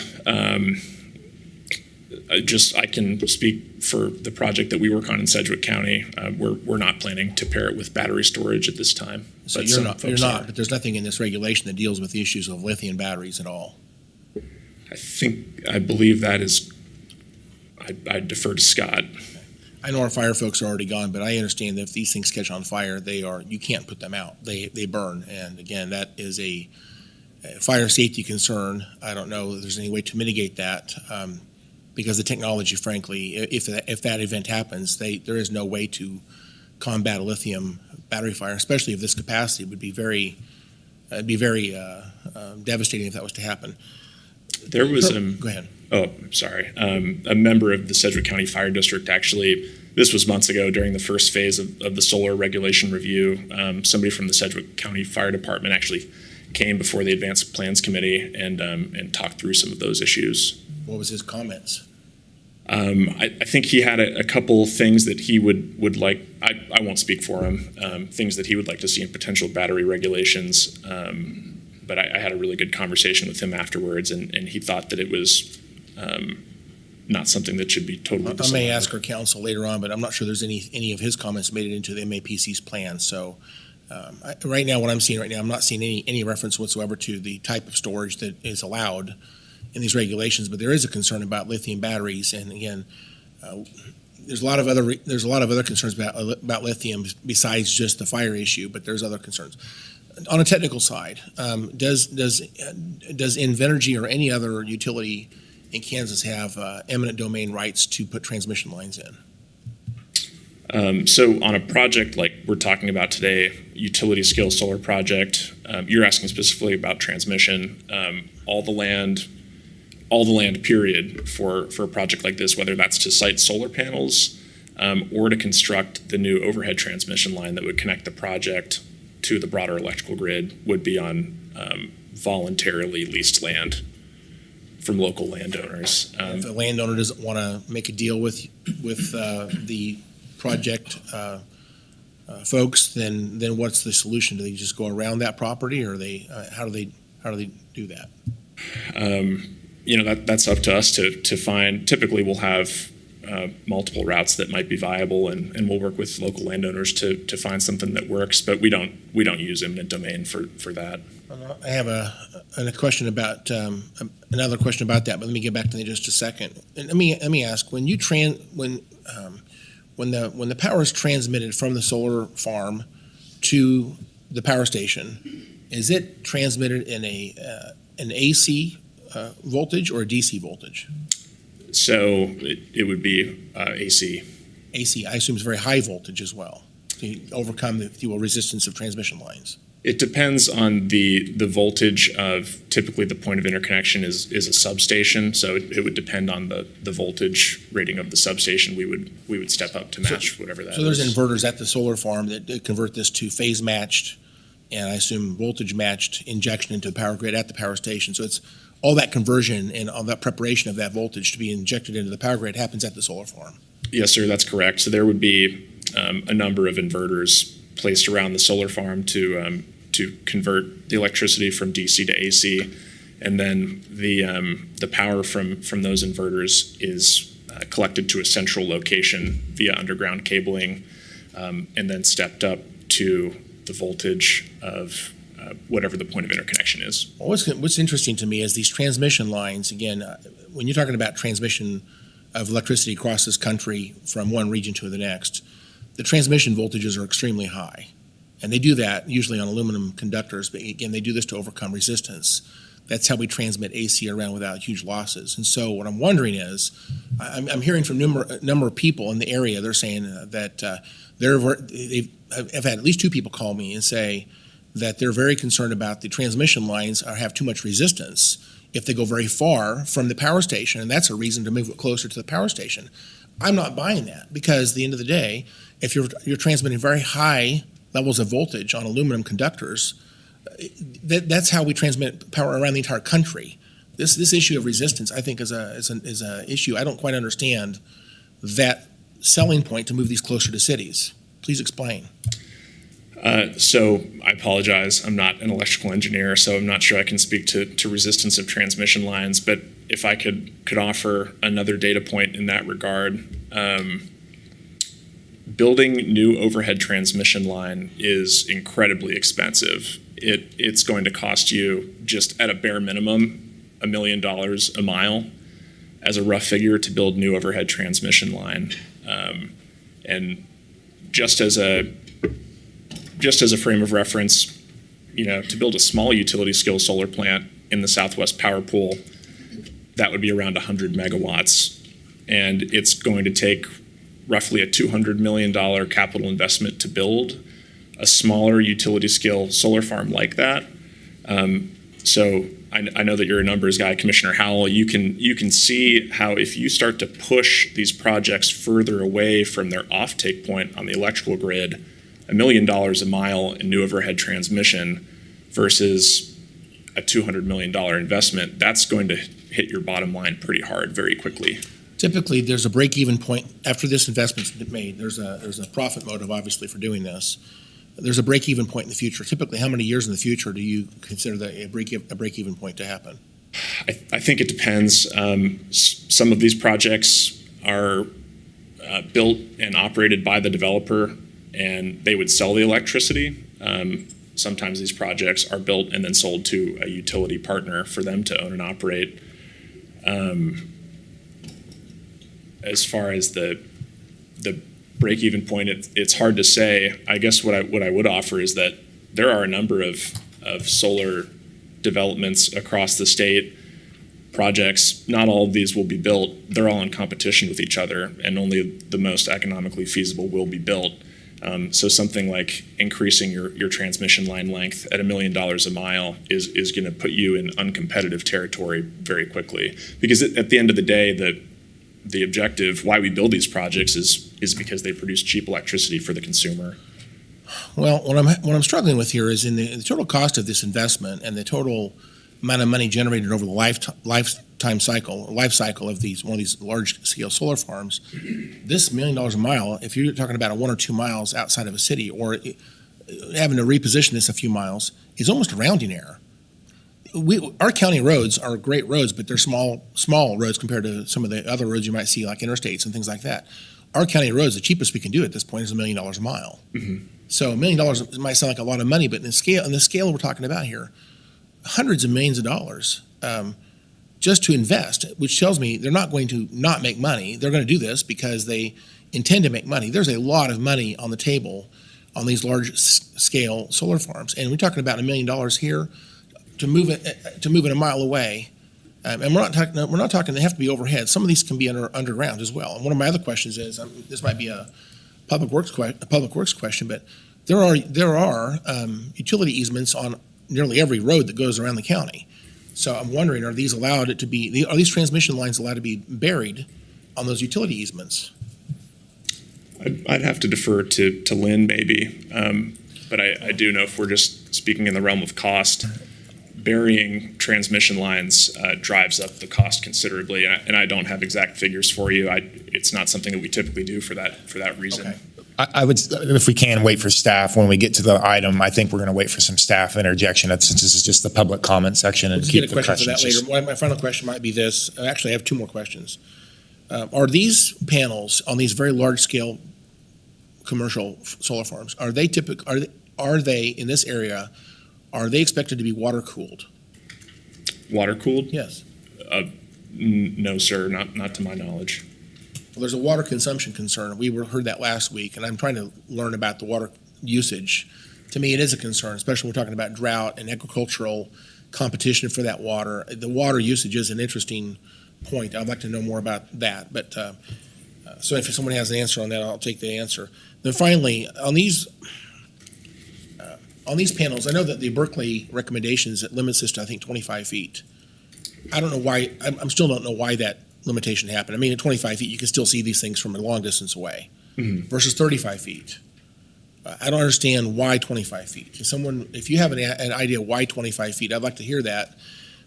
I would also like to ask, or at least confirm, these things, they do track the sun from east to west, but there's also an azimuth of horizon to straight up based on whether you're winter or summer months, okay? So we have shorter daylight in the wintertime and longer daylight in the summertime. And two things are happening. The sun's translating from east to west every single day, but over the course of the season, it goes from the horizon, closer to the horizon, up to the straight up, winter to summer. So the question is, does this actually move itself?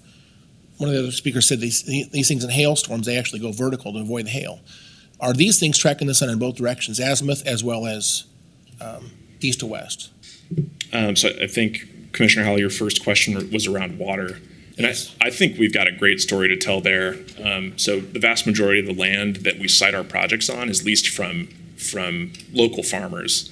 And oftentimes one of the biggest selling points to those folks is the lack of water needed to operate these facilities. I know that some folks have mentioned that, periodically you'll have to rinse off the panels to keep them clean and keep your electricity production at maximum efficiency. But two data points for you. The project that we work on in Sedgwick County, I know that one of the parcels that we have leased from a farmer currently has an irrigation pivot on it. So if our project was approved and was installed, that pivot would be removed and that groundwater usage would actually go away. And I'm not a farmer, but I believe that, typical groundwater usage rates are like hundreds or many gallons per minute. So that's a tremendous water usage. So when you consider solar versus irrigated agriculture, that's a huge net reduction in water usage. And then when you compare solar to more traditional thermal generation sources, natural gas, coal, nuclear power, those plants generate power by heating water to boil it to drive turbines with steam. So traditional thermal generation sources use a tremendous amount of water. The amount of water that a solar facility uses during operation compared to natural gas, coal, nuclear is almost none. What about I just want to know about the tracking and the height. I mean, what are we looking at here for those two aspects? How do they track? And then I understand the larger panel is going to generate higher levels of energy on a smaller footprint. And it changes the size of the transmission lines, perhaps, or whatever it is that you're generating at that site. Larger panels actually do this better than smaller panels would. So I'm curious, what's Berkeley, or if you can at least speak to us, why 25 feet? What's the proposal for 25 feet versus 35 feet? How does that impact what Invenergy is trying to do here? So when we talk about a height limit for solar, I think, typical panel technology these days might be 6 to 8 feet in length, and they are typically oriented horizontally versus vertically. And as a developer, we're always trying to build the most cost-effective facility because we need our project to be competitive. We're going to place the panels as close to the ground as we can, factoring in, typically 100-year flooding events. So we'll do hydraulic studies hydraulic studies on the area that we're siting our project to understand, over in a worst case flood event, how high would the water be in that area? And then we'll use our foundations to raise the panels off the ground to make sure that we keep them dry in a worst case rain event. So we're always going to place the panels as close to the ground as we can, just because that's the cheapest way possible to build. Maybe I misunderstood something. Maybe I didn't ask the question correctly. I'm talking about the height limit of the solar panels. I think where I was going with that is that 25 feet is, that's a regulation that we will be able to comply with. We'll be somewhere below that in reality. You'll never see a developer wanting to build a higher panel because it's more expensive to do that. And then your last question about tracking, most of the time these days, we're installing single axis trackers. So when you mentioned the panels tracking the movement of the sun across the sky east to west, we're mostly installing single axis trackers these days. So we won't be following moving. So that means they cannot change the position for hail. So sorry for the visual, it'll be doing this throughout the day to track the sun east to west as it travels across the sky. And I think one of the public commenters mentioned the concept of hail stow. Yeah. The operations staff of the project, if they see hail on the horizon, will be able to tilt the panel like that so that, if the hail comes down, it'll hit the panel at a less severe angle and shed off of the glass. All right. I think that's all my questions. I probably have a few more, but I'm going to suspend myself. Thank you. Thanks. Okay. No other questions, comments? Mitch, thank you. Appreciate Appreciate it. Okay. Next up, Mayor Terry Nicholson, Colwich, and then lastly, Faith Martin. Madam Mayor, good morning. Good morning. As you stated, I'm Terry Nicholson, Mayor of Colwich, Kansas. I reside at 605 Union Park Circle in Colwich. And on our position of the utility scale solar is stated in the letter that I believe you guys got yesterday. And the key provisions proposed changes to the Unified Zoning Code, draft dated 8/2 concerning solar conversion systems, provided some measures of protection for the municipalities of Sedgwick County. But it could be a little better, but the growth and the development are rapidly moving to the northwest. Portion of the county and Colwich is poised to benefit from such growth with proposed Northwest Expressway development along K96 corridor and all road and rail accessibility. The potential for City of Colwich is tremendous. And we most definitely need housing, families, for our schools, for our cities. Specifically, prohibition of the utility scale solar within our urban growth area and will aid in maintaining viability of our city for the next 25 to 40 years. And I do want to thank everybody for all of your hard work. This has been ongoing for so long, and we deeply appreciate your time and energy for that. But as I say, we would really prefer to keep your decisions, or the opposed, or proposed, I should say. So, Madam Mayor, thank you. Appreciate your feedback. Very helpful. Okay, Faith Martin.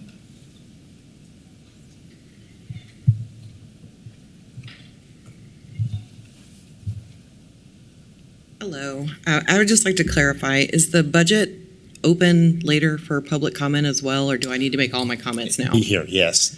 Yes, it'd be here. Okay. So Faith Martin, 608 South Drury. I'm not speaking on solar. I said what I had to say about that.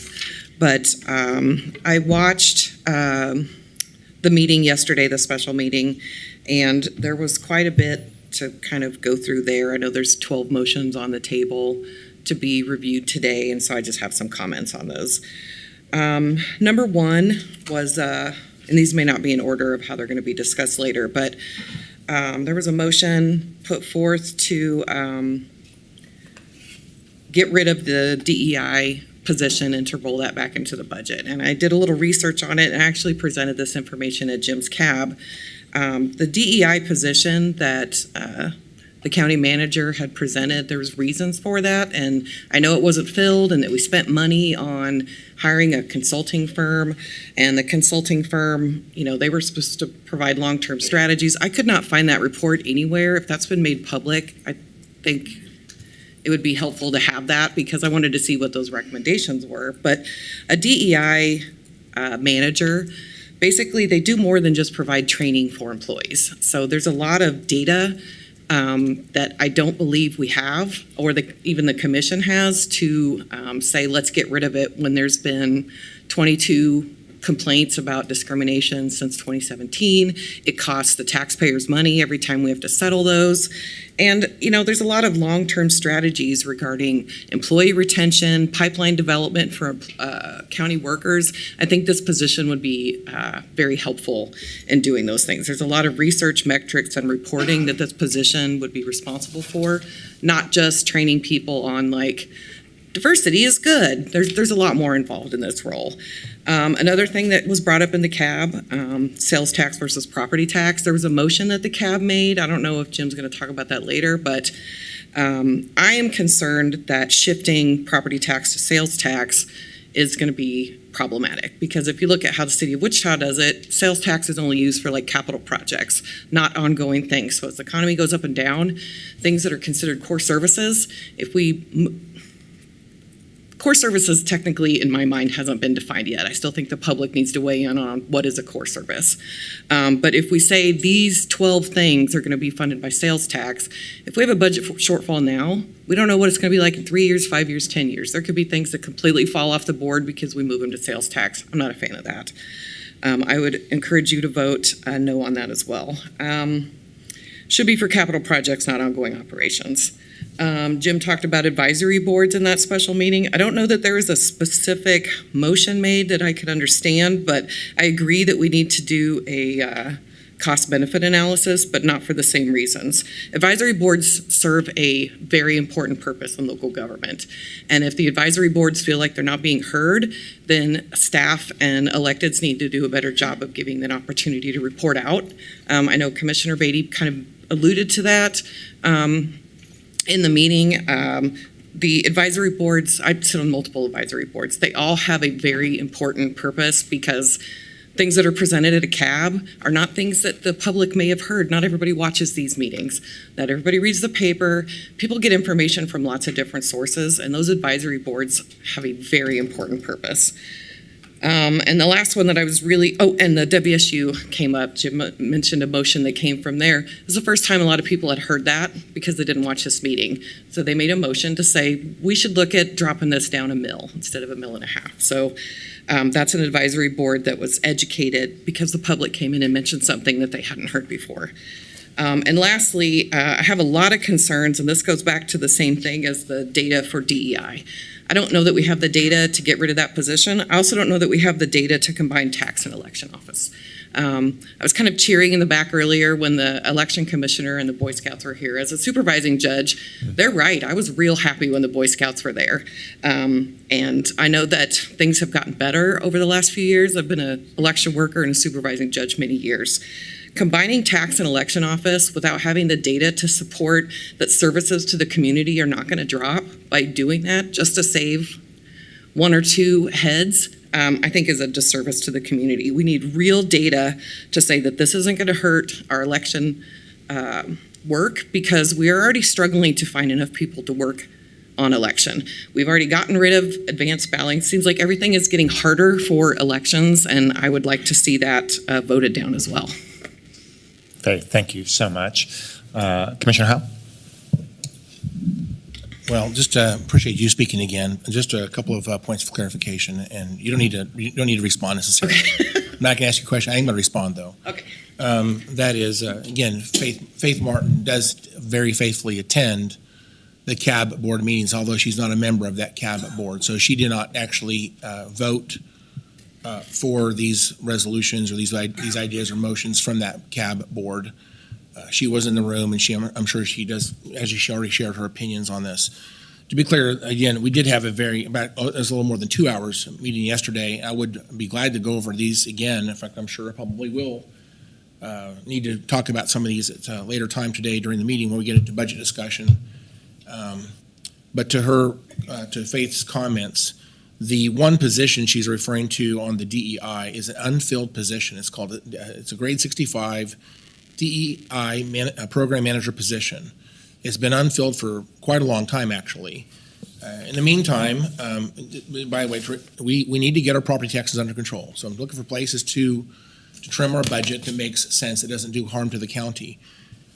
We have spent a great deal of time getting the county reviewed. We've reviewed every policy. We've made amendments to every policy. And with respect to DEI, we have training programs now through HR for all of our employees for DEI. She's referring to an article that came out in the Wichita Beacon, I think is called, regarding some DEI complaints. I think every organization that's got thousands of employees, you're not going to eliminate those completely. We are addressing those through our training program. We deal with those very seriously. I actually have some new numbers. I can't share that right this second. I don't have the data in front of me, but how that has changed since that 2022 article? I believe it was 2022 article. Some of our DEI efforts, I think, started back in 2019 when we changed our manager's strategic plan. We've done a lot of investment on this issue. It doesn't mean that we're not still invested. I don't know this requires a permanent full-time position, considering all things we have in place. And I suggested during the discussion yesterday that we would actually take a quick look at this about every 5 years to find out how we're doing. And if we need to make corrections at that time, we can certainly do that. But to pay someone $100,000 a year, total cost would be $99,692 per year. To do this continuously doesn't necessarily make sense to me. We have a lot of things in place. Let's recognize what we have that's working and working good. We need to find ways to trim our budget. She mentioned sharing some staff between the election office and the county treasurer that does our tax work. The tax folks, I'm just off the top of my head, I think there's around 17 staff that do tax work for the treasurer's office. They're very, very busy, especially in May and December when those tax payments come in. We have election office staff that are very, very busy in August and November because of those really large elections that happen. They're talking about administrative staff, not necessarily a surge staff, not poll workers, talking about folks that work in the office year round. And I know our election commissioner does a great job. She's always, she's asked for more people. The question is there a way we can share some of this staff that has cyclic work between the treasurer's tax staff and the election office when they have cyclic work that are not at the same time of the year? This is being smart. It's being strategic. It's actually, we need to work with both those officials.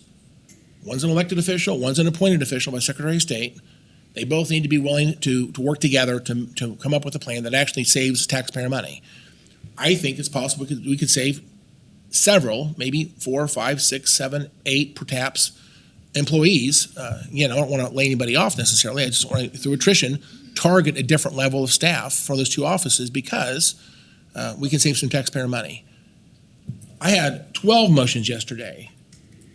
One of them dealt with Wichita State University. She mentioned that. I talked with Andy Schlapp just yesterday. Generally speaking, I don't think there's public support for this. I don't know that I'll even make the motion, but the CAB board actually raised the issue. I didn't raise the issue, the CAB board did. And their recommendation was we should reduce Sedgwick County's commitment to 1/2 of a mil. That covers our commitment to WSU for the capital improvement projects that they have in place that we've committed to paying for. That's the John Bardo facility and their athletic field improvements there. So we would levy half of a mil. And what that would do is it'd pay for those things and have a little bit of money left over that they can use for scholarships or whatever. Half of a mil from Sedgwick County generates $3.5 million. Altogether, we're going to give them $11.6 million in this budget. Is that the right thing to do? Well, the state law requires 1.5 mils, and the county and the city work together, and they decided they'd rather use a county-wide mill levy, larger base, to give Wichita State more money to help them with what they do. They have $5 million, I believe, they earmark for scholarships. So if you go to WSU and you live in Sedgwick County currently, you get a reduced tuition rate versus someone who doesn't live in Sedgwick County. Now, there's probably folks out there that don't need a reduced tuition rate. It sounds like a nice thing to have. Some people can cover their full costs. Some people have a greater need. There are other scholarships available. Some of that money is also used for special projects for Sedgwick County and the city of Wichita, things like internships and research projects they do for us. They pay for those through that mill levy. I don't know that we need them to do that necessarily because at the end of the day, I'd rather not levy taxes for internships and for special projects. If we need internships and special projects, we should just pay for those. But to levy a property tax continuously for those things, I'm not sure I agree with that. So the proposal was to lower us down to half of a mil and let Wichita levy the other 1 mil, which they have to do by law. Altogether, for Wichita citizens and within Wichita jurisdiction, there's still 1.5 mils.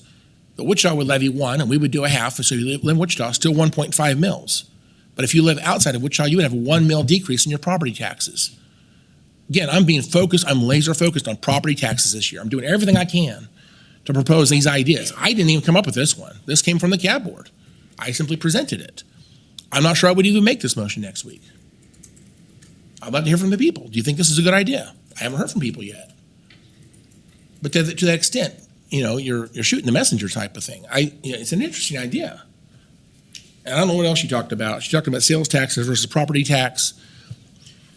If you're struggling to pay your property taxes and you live in a home and you're on a fixed income, your mortgage or your rent doesn't have sales tax.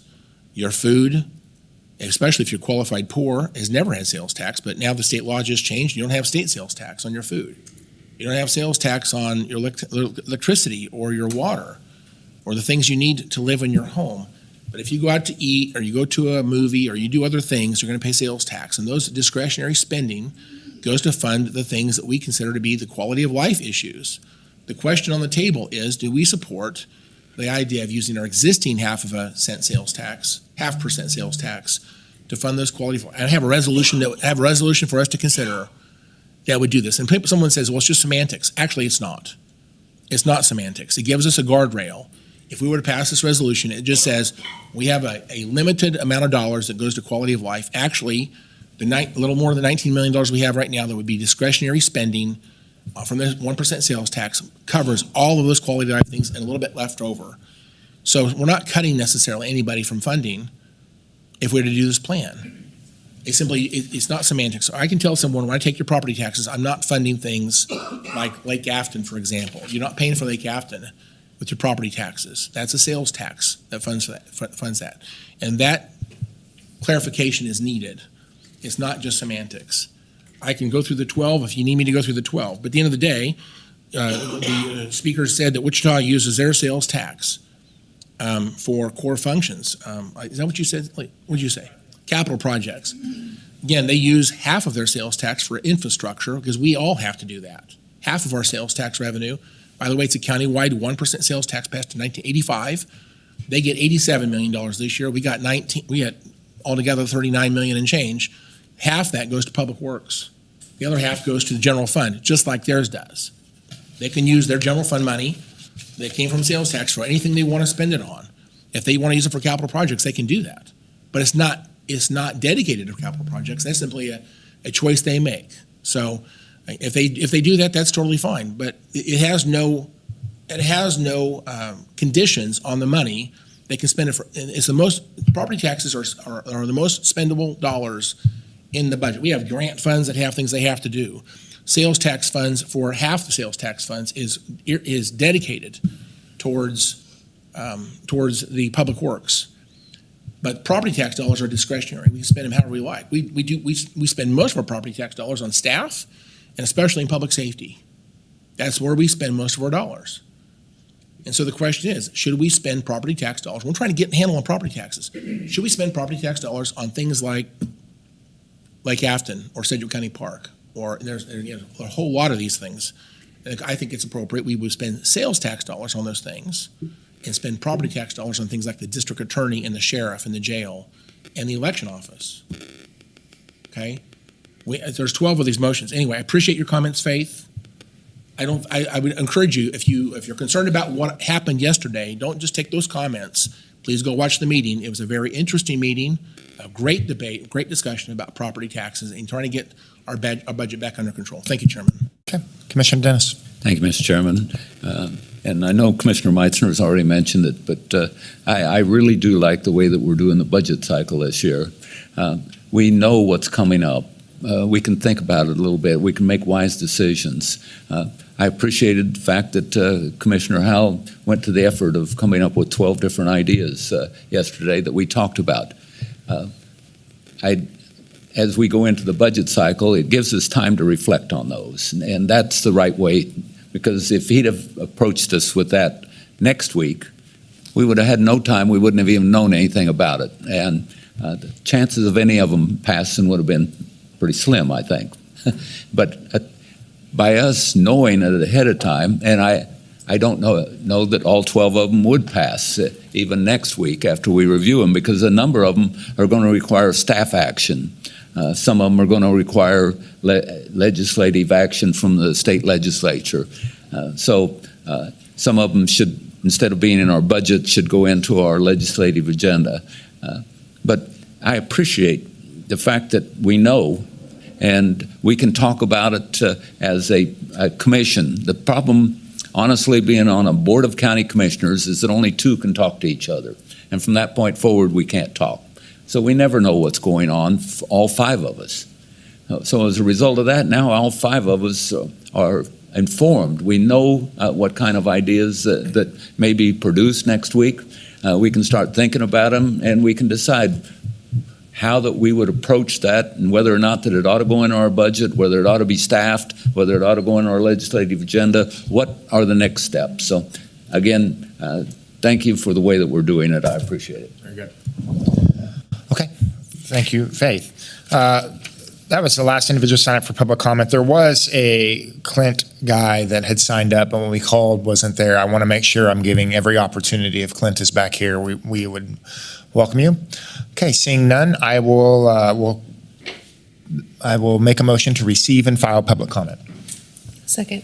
Okay, a motion and a second. Madam Clerk, please call the roll. Commissioner Meitzner. Commissioner Dennis. Aye. Commissioner Howell. Aye. Commissioner Lopez. Aye. Chairman Beatty. Aye. Next item, please. Consideration of minutes, item A, special regular meeting minutes of July 31st, 2024. Okay, Commissioners, we all had a chance to review the meeting minutes of July 31st. Any questions or comments?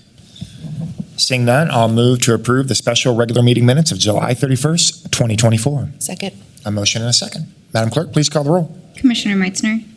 Commissioner Dennis. Aye. Commissioner Howell. Aye. Commissioner Lopez. Aye. Chairman Beatty. Aye. Next item, please. New business, item B, DER 2023-00017, amendment to the July 9th, 2009 edition of the Sedgwick County Unified Zoning Code, adopted by the City of Wichita Ordinance Number 48-431 and Sedgwick County Resolution Number 137-09 as amended, dealing with Article 3, D6 PP Renewable Energy Systems. That was very impressive, Clerk. Scott Wadle. Good morning. Scott Wadle from the Planning Department. So this item is on today's agenda, obviously because it was deferred by the County Commission at the meeting on August 5th. In terms of highlights, on March 6th, or context also, on March 6th, the Board of County Commissioners extended the solar moratorium to September 13th of this year. That was done as a separate but related item to this case, so just part of the context in which we're considering this. The recommended action for you on this item comes to you from the Planning Commission, and it remains the same as what you'd seen before. In terms of the staff report, just some quick highlights, and that the staff report includes a number of attachments.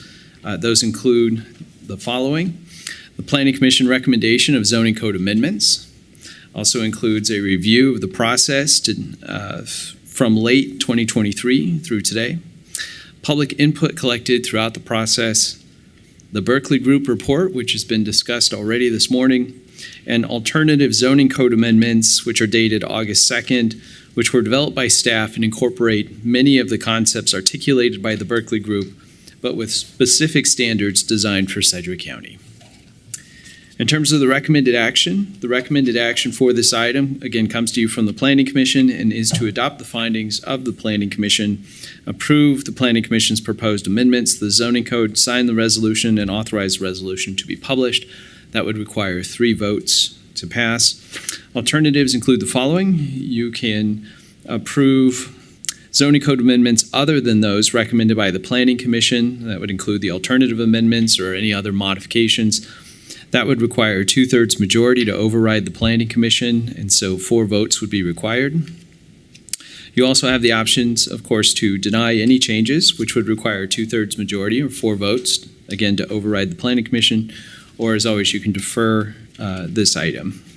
That would require a simple majority vote of 3, or you can also send it back to the MAPC, which would also require just a simple majority. So with that, that's all I've got. I'll stand for any questions. Anybody have any questions for staff? Scott, thank you. Sorry about that. Hit the wrong button.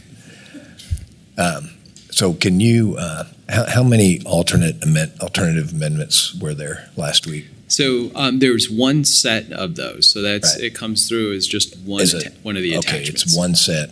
And Yep. can you, maybe for the record, do you have those handy? Or is it printed that we could have? I could provide some highlights if you'd like. Would that be helpful? That would be helpful. Okay. So, and these are the same highlights that I listed at the last meeting, so just in case anyone's curious, like where I'm referring to. So some of those would be that there are definitions added. So there's a definition for applicant, facility area, project area. There's classifications for the scale of the project. That was something that was new in this set. So small would be 10 acres or less. Medium would be more than 10 acres and less than 50 acres. Large is 50 acres or more. In addition, the alternative set has some limitations that would be imposed. So large-scale solar projects would be prohibited in the urban growth areas, with an exception just for transmission or collection lines. There would also be a limitation on size, so no solar project area could exceed 1,280 acres.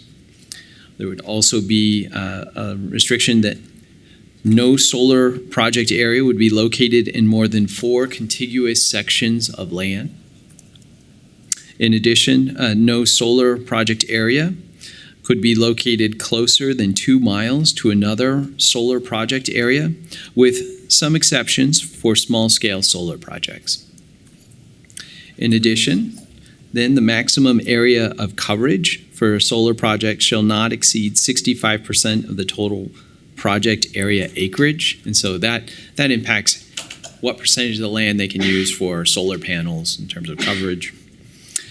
Also, there would be a requirement that the applicant would notify cities within 2 miles of the proposed solar facility area at least by the time of application, and that is when the application is submitted to the planning department. All of these requirements, I've listed them in this order because they are all in a section of the alternative zoning code amendments that cannot be waived. And that is a little bit unique from the rest of them, which are in these alternative amendments. Just a moment as I go over my notes here. Some additional things to highlight would be that there are additional requirements that would apply for large-scale and medium-scale projects in terms of their application requirements. They would be required to submit concept plans, a narrative, grading plan, landscape plan, visual impact analysis, community impact analysis, traffic and transportation analysis, and construction and management and mitigation plan. Now, some of those are included in the original recommendations, or actually what's even in place today, but in the alternative zoning code amendments, there's more definition in terms of what should be submitted, what's required as part of those submissions, and there are new things that just simply aren't covered in the other ones. Would you like me to keep going, or I can pause anytime? Okay. Well, unless you've got something else to add. There's still more, yeah. So just want to check in. I may withdraw my question. No, Scott, this is very helpful. It's as much as a reminder for me and us. Sure. I think it's good for the public to hear. Yeah. So we have the Planning Commission original recommendation, and then we have the Planning Commission with a set of alternative amendments that are a set of one, which is all the ones you listed. So you've got the recommendations that come to you from the Planning Commission, right, and then you've got the alternative amendments which were developed based on the Berkeley report. So really you Correct. have those two that are coming to you. And the alternative amendments, if we included those in as part of the package, that requires a 4 out of 5 vote. That's correct. Right. Yes, sir. Okay. If you got anything else? I do have more highlights from them, probably just a few more. Yeah, if you don't okay, mind. all right. In addition, there would be additional application requirements that liability insurance would be required, and that would be based on the project scale. Yeah. Slopes, that no project site would be permitted on slopes of 15% or greater, and additional buffers may be required for wetlands and waterways. Also, that plans for collection, storage, and removal of damaged panels and components would be required, and that requirement would include that they have to specify timing for how quickly that will take place and when those windows of when that would be done.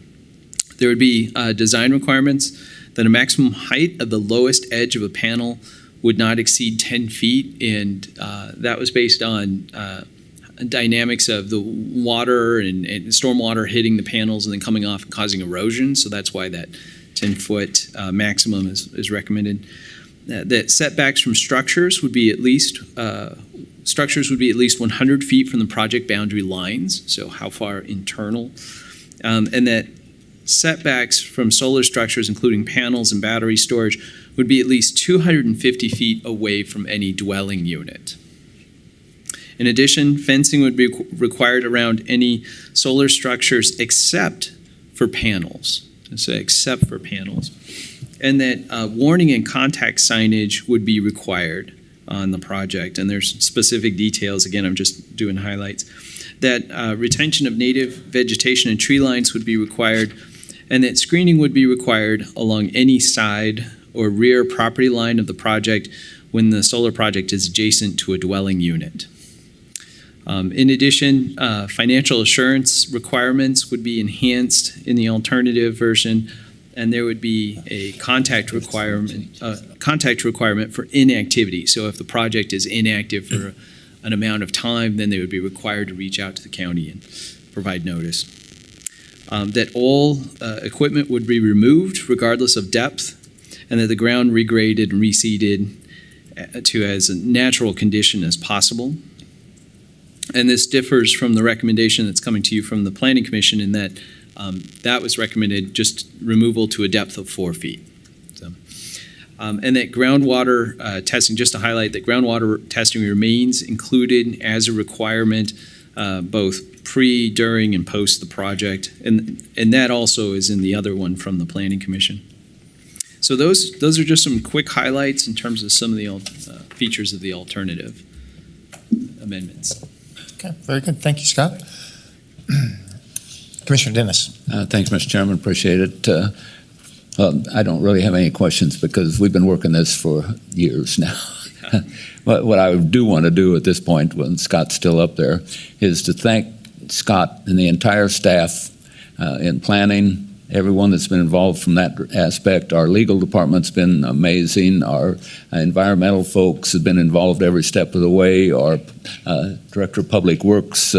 This is not an easy issue, and we have involved our entire staff at some point, our finance department, you name it. They have been involved in this, even down to our secretaries, and trying to field all the different phone calls and so forth. So I just want to let everyone know how much I appreciate the amount of hours that have gone into this decision, and the reason there's reasons behind everything that Scott said today. There is. We could sit down here for hours and talk about every one of those changes that he made, and there's a reason for every single one of those changes. So I just can't say it enough how much that I appreciate the time and effort that have gone into this. Thank you, Mr. Chairman. Okay, very good. I do have a couple questions. The fencing, explain the fencing piece of it. I know that the staff recommendation is to have fencing around the actual battery station. Does your staff recommendation have fencing around the perimeter of a solar project? I want to make sure I'm clear on. Sure. So that would be, so you've got the recommendation coming to you from the MAPC. Correct. And let me take just a moment to look that up. Please, yeah, please.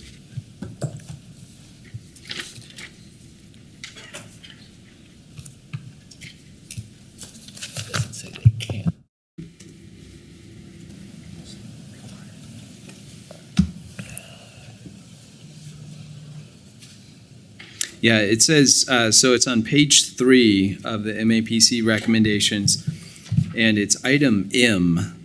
And again, this is something that's already in place within the existing one, within what's existing in our code today. So it's not a change, but that the solar energy conversion system shall be enclosed by a perimeter fencing at least 8 feet tall to restrict unauthorized access. No outdoor storage is permitted.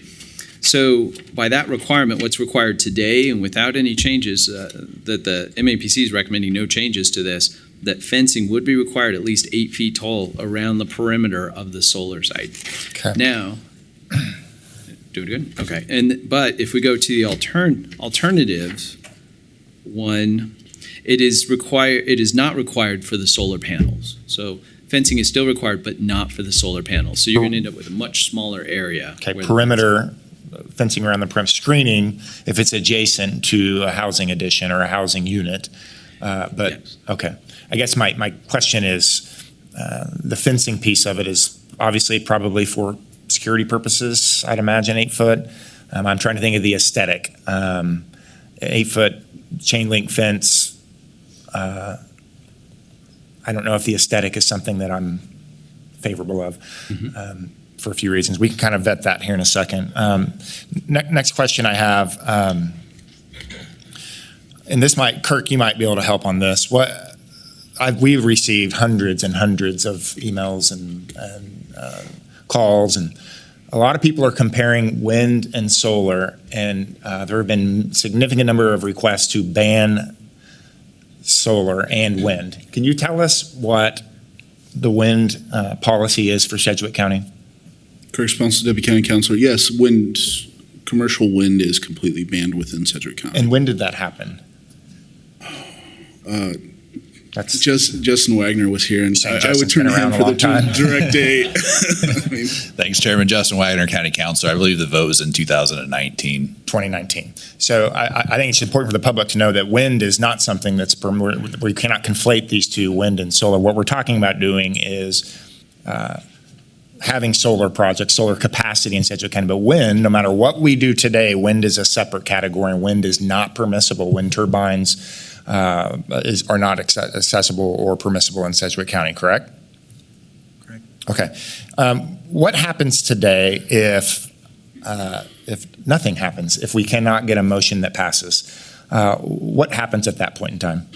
If nothing passes, then any action inherently fails, and as such, you would go back to the present set of code regulations, which are what are in the books today, not what was recommended by MAPC, not what was made based off of the Berkeley Group. We would take what are presently written into the code. Okay. So no recommendations, no Berkeley Group, no staff recommendations, just we take applications and we treat them like any other zoning case with not a whole lot of regulation and not a whole. It's like the discussions for last year didn't happen.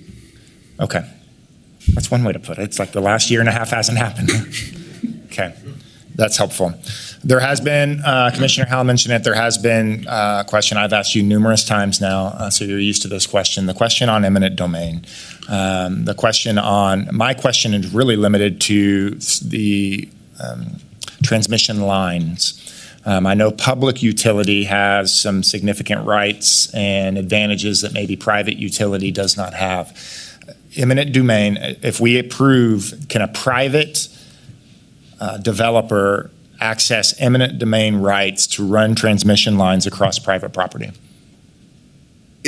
And let me make a clarification here. There are private companies that can be public utilities. And so with that in mind, I'm going to focus on the public utility side of things. Broad brushstrokes speaking, there's actually case law out there that has kind of analyzed this concept of eminent domain.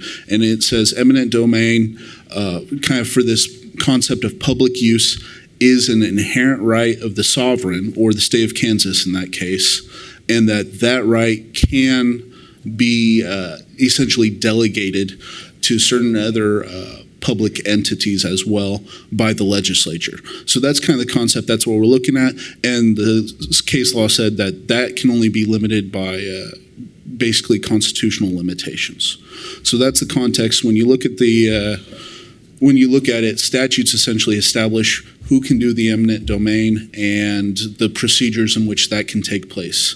Now, utilities, wherein they're public utilities, there is some opportunity for them to do some sort of eminent domain. They do have to work with the KCC and get some sort of approvals for siting and certificate of convenience, things of that nature.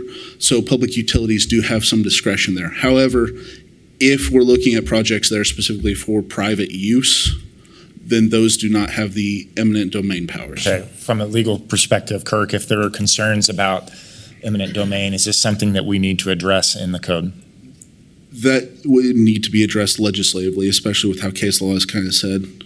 The only way to limit or preclude this right in the delegation of authority would be with the Constitution. So we don't really have that authority. Okay, I'll ask specifically just to make sure it's clear. I have concerns about the eminent domain piece. Do I need to make a motion to add this to this sort of code, or is this something that has to be done from the legislative session? This would have to be done legislatively. Okay, that helps. Okay, I will likely have some more questions. I want to hear some feedback from commissioners as well and make some recommendations as well. So Commissioner Meister. Thank you, Mr. Chairman.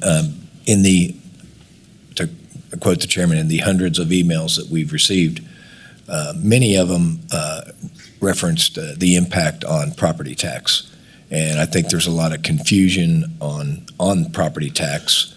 And so I was researching with our county appraiser about the impact of property tax. And if you all can bear with us for about 5 minutes, I'd like to get clarification on record and for the public to understand the property tax impact on a commercial solar.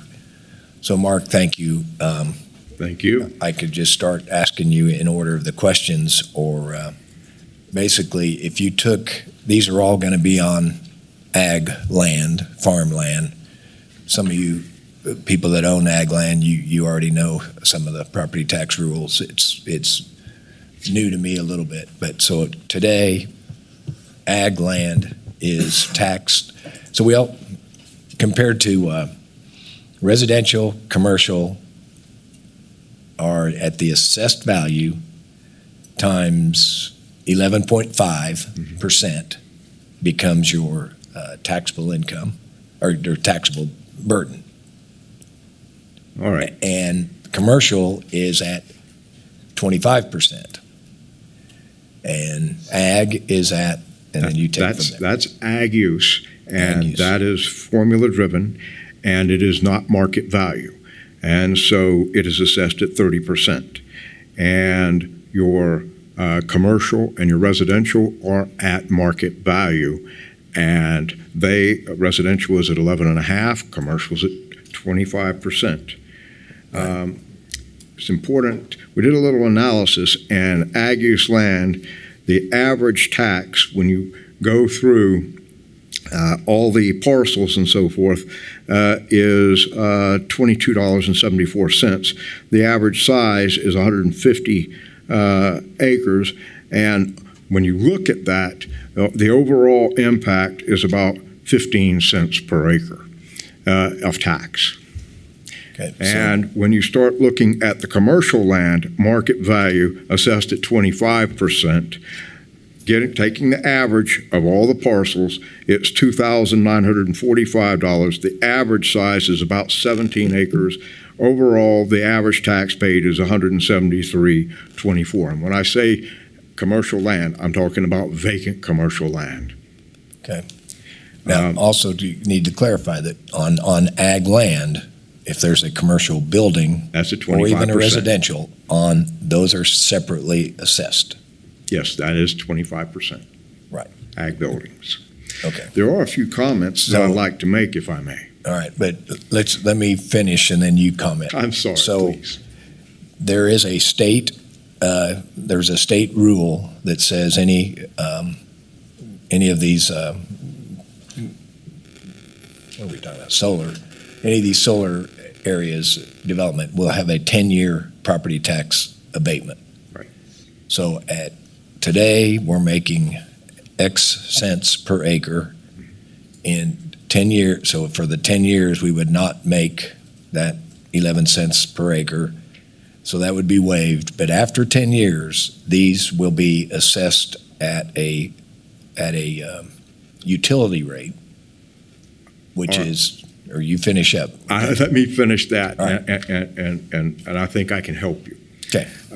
The classification of land will change from agricultural use, which is 30%, to commercial market, which is 25%, once work has started on the project. The land and pad sites in a solar project are not eligible for exemption. That land is taxable. Only the personal property items, CIME, that's commercial industrial machinery and equipment, and the project that are involved regularly, actually, and predominantly in producing and generating renewable energy will qualify for the exemption, such as solar panels and other equipment. Other items of CIME that are not involved actually, regularly, and predominantly in the production or generation of renewable energy, such as battery storage systems and converters, etc., may be excluded from that exemption.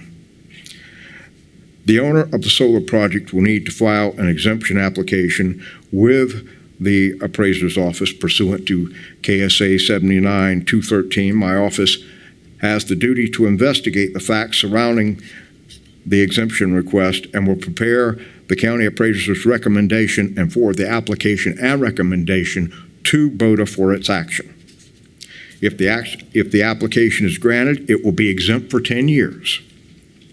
If any of the CIME that actually, regularly, and predominantly produces or generates renewable energy breaks or needs replacing within that 10 years, then it will be exempt for the remainder of the 10-year exemption period.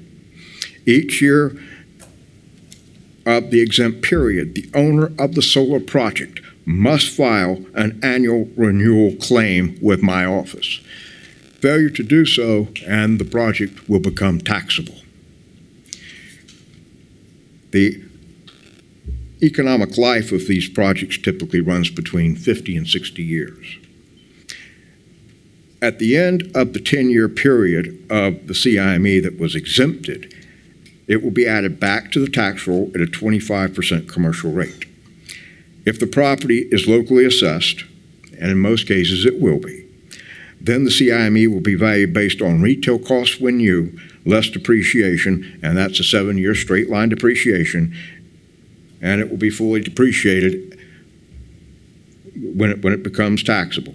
So it will be valued at 20% of the retail cost when new. And that is at 25%. If the property is state assessed, and most of these won't be, then it will be valued as a public utility at a 33% public utility rate. Commissioner Meitzer, did that answer your question? Yes. So thank you for clarifying that. So it eventually, after 10 years, the county will, the taxpayers of the county will benefit from an increased growth from existing today to whatever it will be in 10 years. Plus, the land will already be taxable. Right. So Yes, thank sir. you for allowing us to present that, or allowing you, Mark. Thanks. And Thank I you. don't have any other questions. Okay, that was good. Other questions or comments? Commissioner Howe?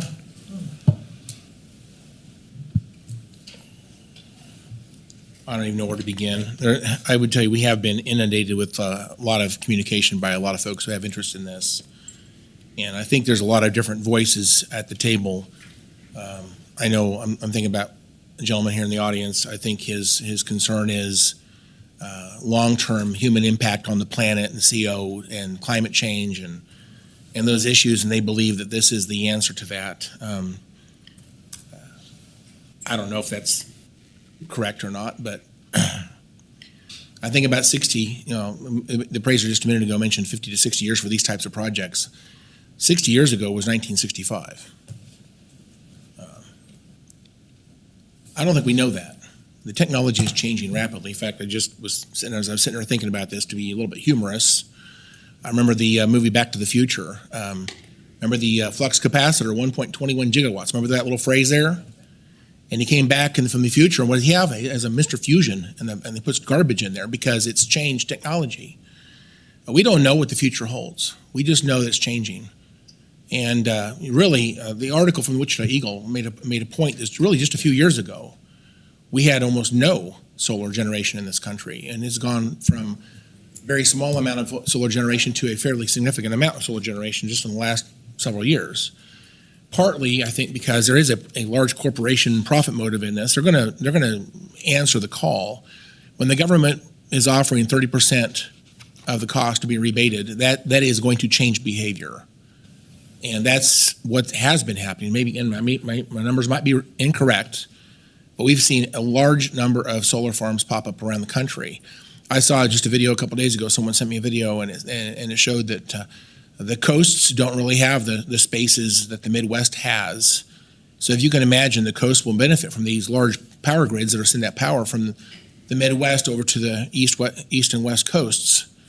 And one of the estimates, I don't think this sounds crazy to me right now, but one of these people who opines on things mentioned 110 million acres being consumed by solar. I don't know if that's true or not. At the end of the day, I do see that. I was in the legislature back in 2010. We had a renewable energy standard for windmills, I should say for renewable energy. And I think our goal was to hit, I believe, 20% by 2020, remember right? We far exceeded that. In fact, I understand right now, Kansas is one of the leading places in the entire country for wind energy production. We lead the rest of the entire country. We've actually been able to harness the wind of our state. We know we're a very windy state, and I think that in many places in our state that makes a lot of sense. It's interesting to me the energy produced in those very, very large, expansive wind energy farms, transmission lines. Some of these farms are 150 wind turbines across, as far as I can see, and yet transmission lines doesn't seem to be a detriment to them putting these in. It's interesting. Back when we talked about the renewable energy standards for the state, I think we were below 10% at the time we talked about adopting the national standard for, I think, 20%. And we have far exceeded. We've been so far ahead of that. It's not even close. I understand that Kansas actually produces right now we only consume about 50% of the energy produced today. So we're actually doubling. We produce twice as much energy as the population of our state actually needs. That energy is going outside the state of Kansas, being sold on these power grids, and the companies that invested in the capital to do that, they're making lots of money. And that's fine. I'm a capitalist. I understand that. That's great. But Kansas is giving up our land for something that has been subsidized by our taxpayer money at the federal level. I'm still concerned. I did some reading on where do solar panels come from. There's some that are made in the United Kingdom. There's some made in Canada. The vast majority of these panels are made at 5 very large manufacturing plants in China, and all of them have been accused of slave labor. In fact, the federal government actually suspended over 1,000 shipments of solar panels a couple years ago because of the federal government's concerns about slave labor. To think this is not real, it is real. I mean, you can find left-leaning news agencies that will confirm the issues of concerns about slave labor on the other side of the planet. They're talking about also things like the enormous amount of environmental damage from enormous mines to get the materials needed to produce these panels, to make them work the way they do. The environmental damage is enormous to make this thing work. We see these solar farms and think we're solving the problem, and actually what we see is not the whole picture. I still have concerns about the recycling of these things. They have lots of rare earth elements in them. They're toxic if they were to break and leak into groundwater. We have to test the water every so often to make sure they're not damaging the water table. I don't know that these have actually hit a peak of technology that we should say this is the future, when really things are changing rapidly. At the end of the day, I think technology 10 years from now will make these panels obsolete. We don't know, but I hate to be so quick to this that we basically consume all of our land in Sedgwick County. Quickly. I think right now, I'm not sure I'm ready to move forward. I have so many questions and concerns. I'm concerned about the fact that we're actually, in a sense, picking winners and losers. If you live in a very sweet spot that you get to get this, and you use your land this way, you get a huge amount of money by allowing your land to be used this way. Again, that's one of the voices at the table. There's people who benefit, property rights, and I'm a huge champion of property rights. It's interesting. I actually contacted the Kansas Farm Bureau, and they have a 2024 policy booklet they put out, and they say, quote, Kansas, and I care deeply what they think. The number one thing about Kansas Farm Bureau is property rights. And they said, quote, while we support landowners' rights to private property rights, we do not encourage the use of prime agriculture soils for large-scale installations. I thought that was interesting.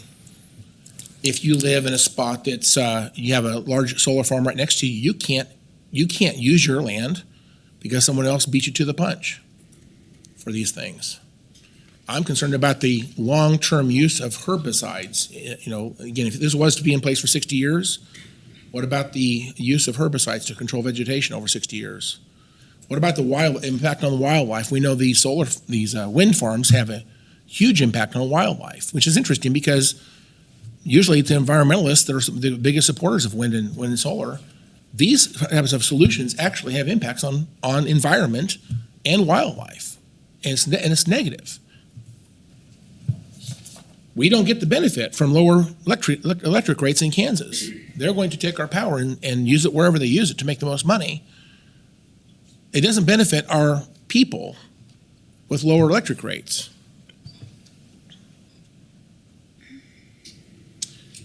I'm not sure that we should jump at this. I don't know that this is the day for this. I think that, again, some of the counties have banned it outright. I'm not so sure that's where I want to be, but I'm not so sure 2024 is the year.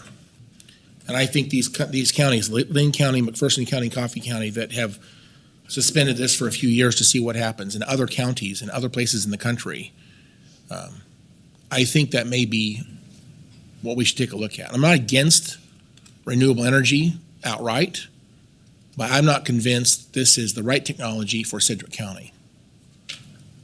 And I don't know, again, this argument has to be right next to the city, I think, is made up. At the end of the day, transmission lines can carry very high voltage power, very long distances. You can generate this power in a desert if you want, and put it onto the power grid and get it here. That is a much more efficient way to get power to places like a growing county. We had 8.3% growth over the last 15 years here in Sedgwick County.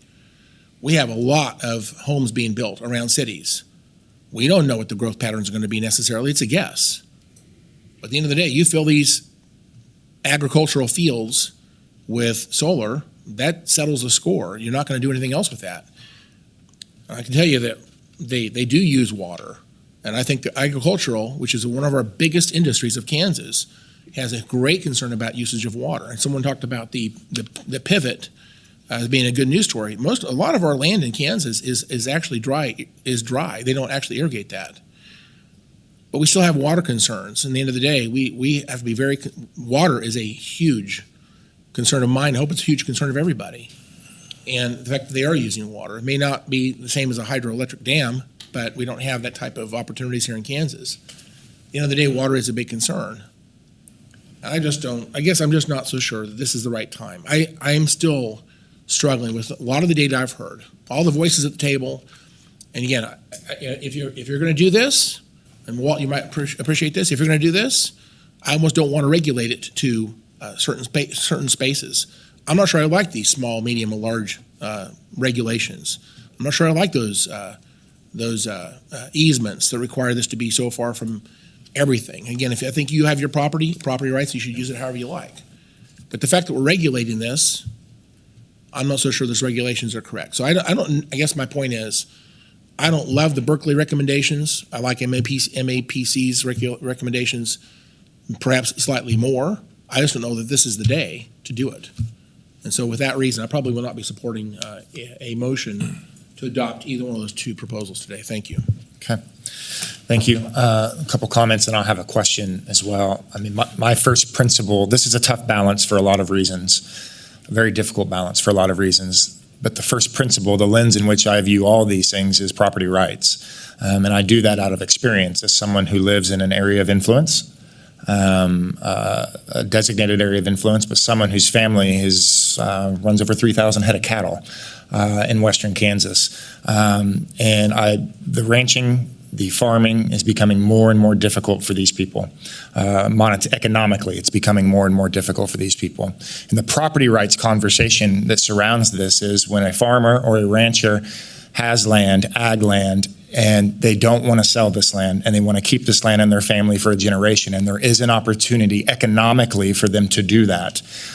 This is where property rights is your first principle, and it always should be. That doesn't make this decision easy because the property rights of other people matter as well.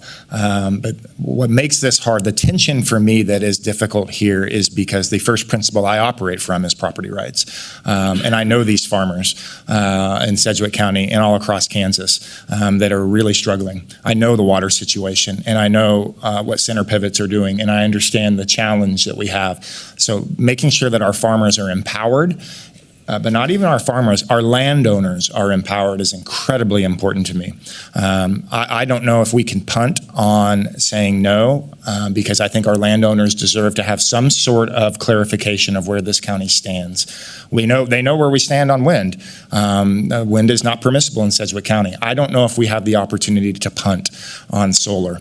I think that we do need to make some sort of recommendation or some sort of clarity. And if this is not the clarity, then we tighten it up or we loosen it up. We bring in more conditional uses. I think that's open for the discussion, but I think that our landowners deserve the right to know exactly what they can and can't do here, especially those that have an economic reason to gain. Our landowners have an economic opportunity here. So that is really, really important. I have a couple questions. Kirk or Scott, there are 3 substations in Sedgwick County. Is that correct? Because there's proximity, there's a practical reality here, is that developers of solar, industrial solar, have to have some sort of proximity towards a substation. Is that correct, based on our research?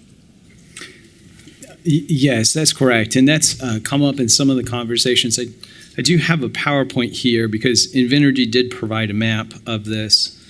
Do we have that PowerPoint available? I just don't see it.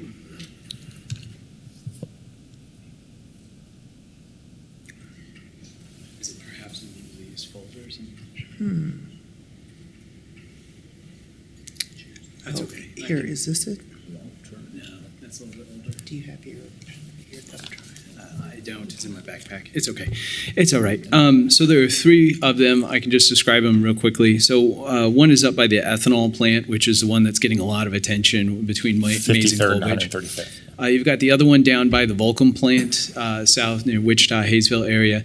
And then you've got the third one, which is Buffalo Flats, which is a few miles north of Garden Plain.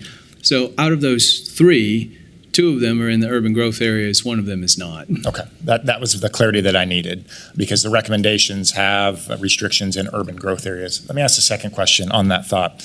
There's a no waiver on several limitations here, to where there is no, once we pass this, we can't, there's no conditional use that'll allow subjective opportunities or specific instances where the county commission can use a conditional use. Can you help me with the thought process as to why there are limitations that have no waivers, and what the options are if a commissioner or more than one commissioner may not be comfortable with the no waivers? Kirk Spence, Deputy County Councilor. Certainly it's within the discretion of the board to make all of these items waivable.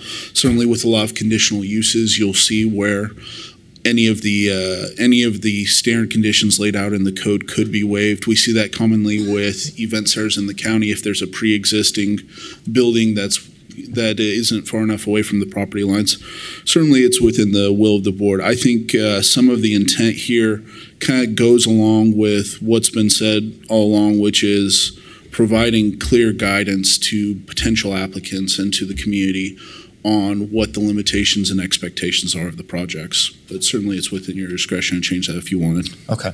Well, I will tell you just personally, one of the reasons why I wanted to extend the conversation after the revised MAPC recommendation was because I didn't want to leave too much to conditional use, because I wanted companies and developers and property owners to have a black and white, this is what we can and cannot do. And I think when we have a lot of opportunities for conditional use, I think it leads to a lot of fluctuation that may not be healthy for our property owners and those potential developers. So I want as much black and white as possible, but there are situations, because 2 of these 3 substations are in urban areas of influence, and one in the south area, we're not even sure if Wichita really still considers that a part of their urban area of influence. So And those are existing substations. I'm non-expert in the field. I think others could answer this better. I also don't know what the capability is of building different substations on other areas of the transmission lines. I just don't know that answer either. Okay, that's helpful. I know I'm asking a lawyer questions about industry, but you're a good lawyer. Other questions or comments from the bench? Commissioner Lopez. I guess my biggest concern on some of this is just what Commissioner Beatty or Chairman Beatty just mentioned, is not having the flexibility in some of these things. I think the project, I know we're talking overall, but there are a couple projects that are on the horizon, and I think one in the Colwich Maze area is so completely different than the one that would be on the south side. And so I want to make sure that there's flexibility, that we can't just say this is not allowed to happen going forward because of X, Y, and Z. So that's my biggest concern with some of this, is just the inflexible nature of the things that can't be waived.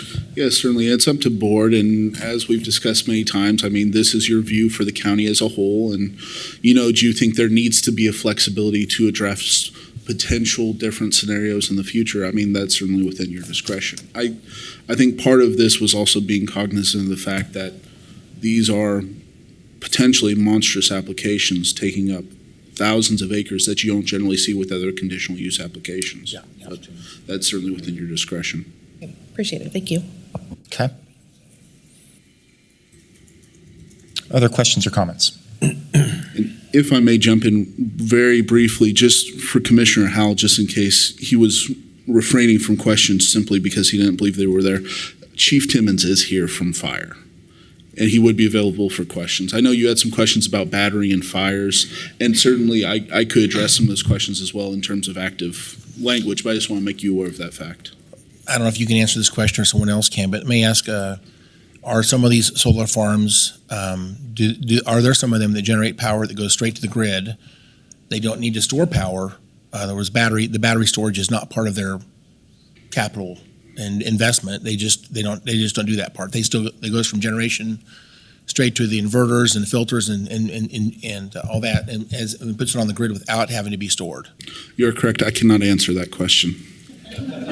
I guess I would like to hear from Fire, if that's okay. I am concerned about this because the amount of energy being stored is going to require a lot of batteries to do this. And if they're lithium technology, I have some concerns about how do we assure ourselves that these are not going to create a fire that we can't deal with. And just to set this up a little bit while Chief Timmons is working up, I would point out that in the alternative set of potential code changes, there is reference to battery energy storage systems within there that are considered structures that would likely have to be addressed as part of the application process. There's also an existing code, the existing provision in our current code that says the applicant shall identify potential fire risk associated with SECS projects, including prescribed burning and non-prescribed burning. And then potential changes that were recommended by the MAPC were that there would be a project review and approval by, if it were the unincorporated area of the county, then by Fire District Number 1. And issues of noncompliance would be specifically articulated, and they would analyze it in terms of their present code. But I'm just setting the table here for Chief Timmons.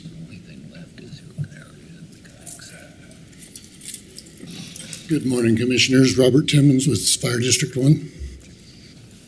I don't know if you heard the question or not. So the question is, do we have firefighting concerns about the amount of storage that would be required for a large commercial solar generation farm? Say a 1,280 acre farm would have enormous amounts of battery storage. If they're using lithium technology, and again, there are a couple of other technologies, but there's no perfect technology. They all have heat that's generated through conversion to every time you move energy around, there's going to be heat generated.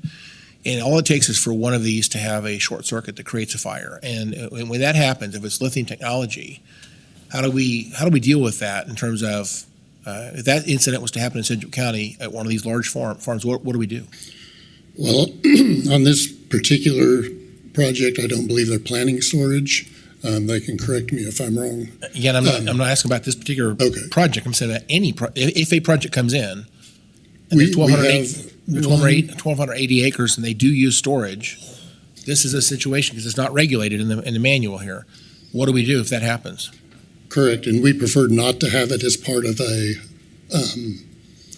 zoning committee, because when we upgrade the fire code as technology changes, it's already a process. We're trying to go and move to the 2024 fire code now.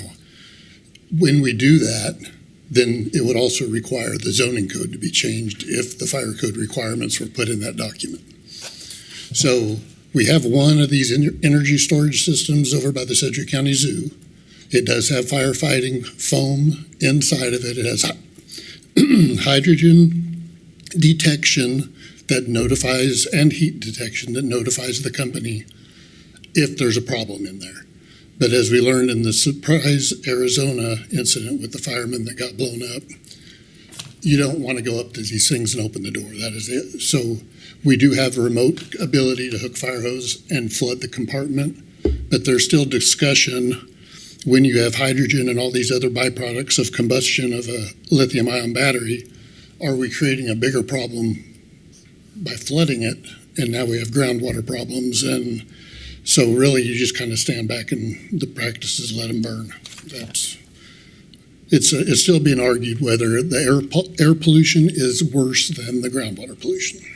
Yeah, I agree. There is a lot of unknown there. And again, I don't whether it's the lithium technology or other technology, anytime you have large number of batteries being charged and decharged, if you will, or the energy is going in and out of these batteries, there's risk of fire. And that, again, I'm not an expert on this topic, but I would say even these electric vehicles, people charge those in their home garages and things like that. I have concerns about this. I think it's technology that's not. I wouldn't do that in my own home. I think it's a pretty big risk. I don't like to leave my DeWalt drill on charge in my garage either for the very same reason. I think it's just it creates an opportunity for a fire. And we talked about this amount of storage at this type of a large commercial farm. One thing goes wrong, and once you start the chain reaction, there's all kinds of bad things that can happen there. And I understand you can put foam on these, you can put dirt on them, you can put any type of liquid you can think of, and nothing extinguishes a lithium battery. They will burn until they're gone. Right. And with that in mind, again, it was the issue of toxic chemicals. That is another major concern. So part of me wonders if whether or not we can just simply say we're not allowed to use lithium-ion batteries for the storage of power generated at one of these solar farms in Sedgwick County. That's my question. Well, and the amount of batteries are limited and separated. They're basically in Connex boxes, and they will separate the Connex boxes by 20 or 30 feet. So if you have an incident in one particular module, it doesn't endanger the other modules. What I would offer real quickly is just that this has been an item or an area of questions that we've received, kind of highlights that this is an issue that we needed to tackle. In conversations with the fire district and Chief Timmons, because of the issues that he's brought up, which is that the technology can change so quickly, that's why we've tried to leave the code flexible in terms of that the applicants required to provide us with potential fire risk assessment, and then second, that the fire district gets an opportunity to review it and identify any issues, and then that allows us to draft up and include conditions, specific conditions to address the technology that they're using. So in that way, we've tried to be flexible with what could happen in the future, but still address any potential fire risks down the road. And do you agree that he talked about Connex boxes on separation? Is that regulated in terms of that's the type of enclosure we have to have, and they're going to be spaced apart? Is that regulated in this? I think it will depend. It will also depend on what the fire code says in terms of the new technology. There may be something we don't even know about that's coming down the road. Okay. And then we can employ the latest technology as part of the conditions and requirements for that particular project. I have a lot more questions. I'll just stop. Thank you again. Okay. Thank you, Chief. Other questions or comments? Okay, seeing none, we can make a motion if we'd like. Commissioner Dennis. Thank you, Mr. Chairman. I appreciate it. Also, when I was thanking people, I should have thanked the fire department. They were involved in this every step of the way. I should have thanked our appraiser's office. They were involved, and I'm sure I've missed others, but I just want to make sure that I thank our staff for the work that they've done. I got a couple comments first. First of all, Sedgwick County is a zoned county. That's why we're here today. And we're always looking for what is the highest and best use of a piece of property. That's what zoning is all about. I want to make sure that everyone understands that today we are not ruling on any one individual project. What we're looking at are the rules and regulations for the entire county. I am pro-solar. If we weren't pro-solar, we'd have banned it at the same time we banned wind. But we just have to make sure that we do it right. We need to protect not only the county, but the landowner, the developer, and the environment. The alternate recommendations today are built on MAPC recommendations, but they added some national best practices, and they protect the growth of our cities. I'll be making a motion that sets the rules and regulations so everyone that knows what the rules are. And these are going to impact the county for the next 50 years. I'm going to make a motion that the board approves the proposed changes presented here, termed the alternative set of potential code revisions that were crafted subsequently by the Berkeley Group input and our planning staff. But I am going to make a couple changes to it at the end during my motion from what the Berkeley Group came out with. So as I go through the motion, I'm going to have 3 major changes to what's recommended. The reason why I believe that such an action is appropriate is because the Berkeley Group has provided vital information on regulations commonly considered and implemented in addressing commercial solar.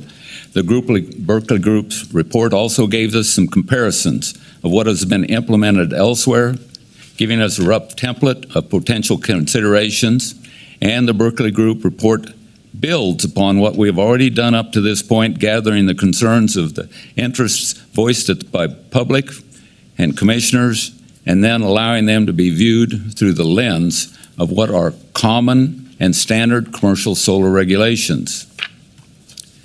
The MAPC's recommendation, while highlighting some major concerns, left too many significant variables to be considered on a case-by-case basis, which brings the political aspect into it on each decision, and that's not the right way to do things.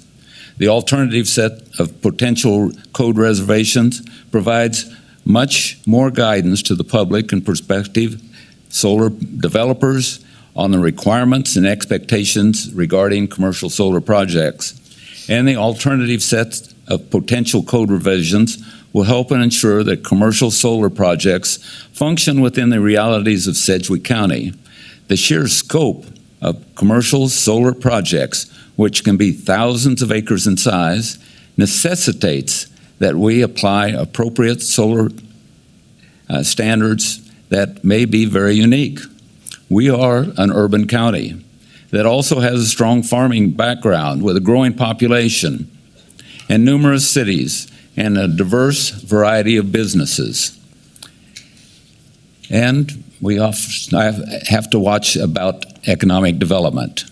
Cognizant of such details, the alternative set of potential code revisions will be beneficial for Sedgwick County and its citizens by limiting or addressing the adverse impacts that may otherwise occur to public safety, economic development, environmental impacts, aesthetics, and the development of specific areas and communities, and ensuring an optimum future for our county. To that effect, the alternative set of potential code revision implements regulations that are commonly considered and implemented nationwide with specific regulations tailored to the needs and unique characteristics of this county. For these reasons, I move that the board approves the alternate set of proposed code revisions which were developed after the Berkeley Group report and originally presented on August 7th, 2024, authorized the County Councilor's Office to craft correlating resolution and sign said regulations with the following changes. In the Berkeley Group, the report that you have, many of you before you, Article 3-D.6-4-B change the 1,280 acre maximum size to 1,500 acres. Article 3-D.6.4.c, change for 4 contiguous sections to 6. Article 3-D.6.4.e, change 1/2 mile to 1 mile. That's my motion. Thank you, Mr. Chairman. Okay. Questions or comments on that motion? Commissioner Howe, you had mentioned you had some comments. Commissioner Dennis, before, could we entertain an addition to the motion on to waive the no waiver piece? I have some heartburn on the waiver piece. I want to make sure that we have some capacity as individual projects come in that we can represent our cities. Pardon me? That's the waiver. There's 4 items. Let's clarify, Kurt, so I can make sure I know exactly what's going on. There's some items that are no waiver. What I'm requesting is that we actually have some capacity and flexibility, so those items are not no waivers, that if an application wanted to submit, they could ask that specific conditions be waived in their specific case.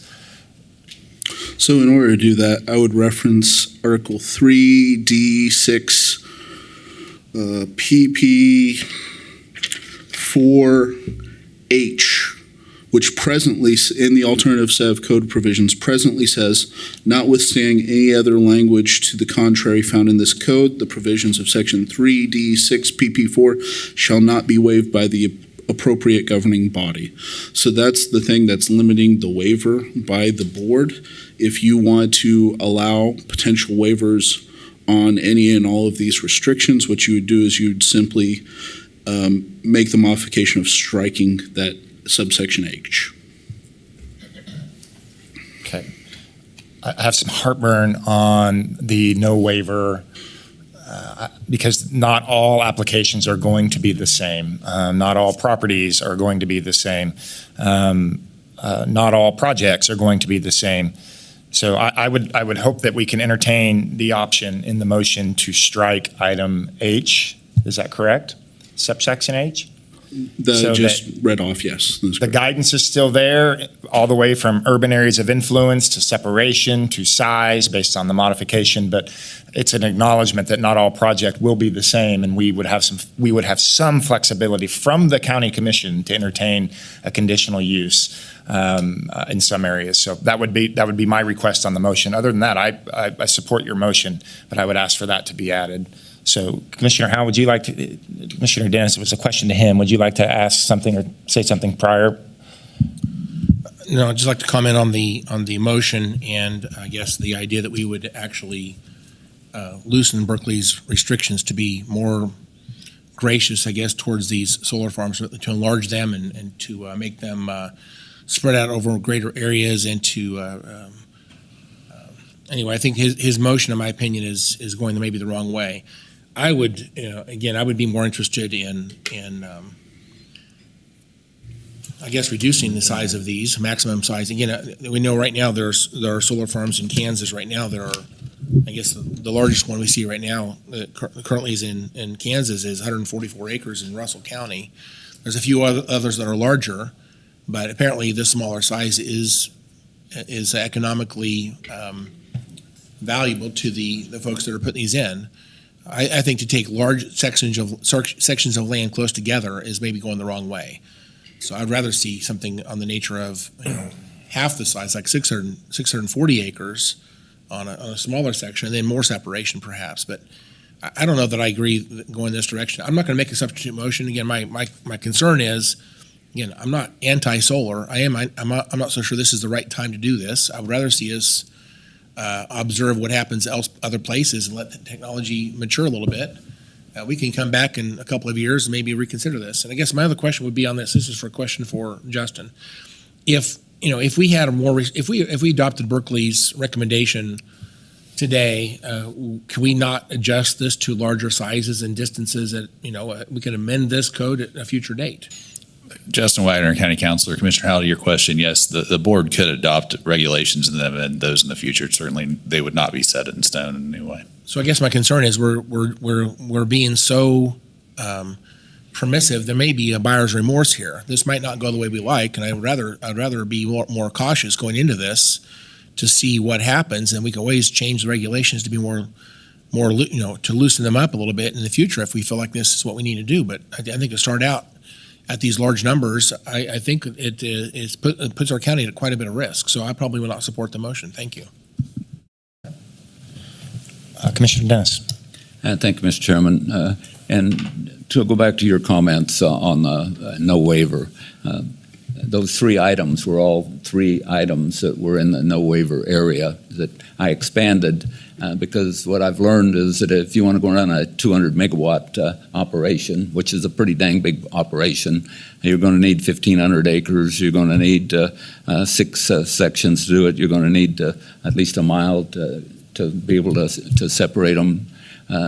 And so each of those things, if you're going to run a 200 megawatt, aren't going to be needed.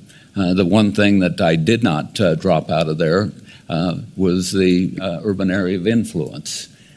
And that's a concern to me for the growth of our cities. Now, I fully admit that if you look at our entire county, there are areas that are urban area of influence that probably shouldn't be, that need adjustments. But we've done it before. When I was on the MAPC, we adjusted it. When I was on the Sedgwick County Commission, we've adjusted it.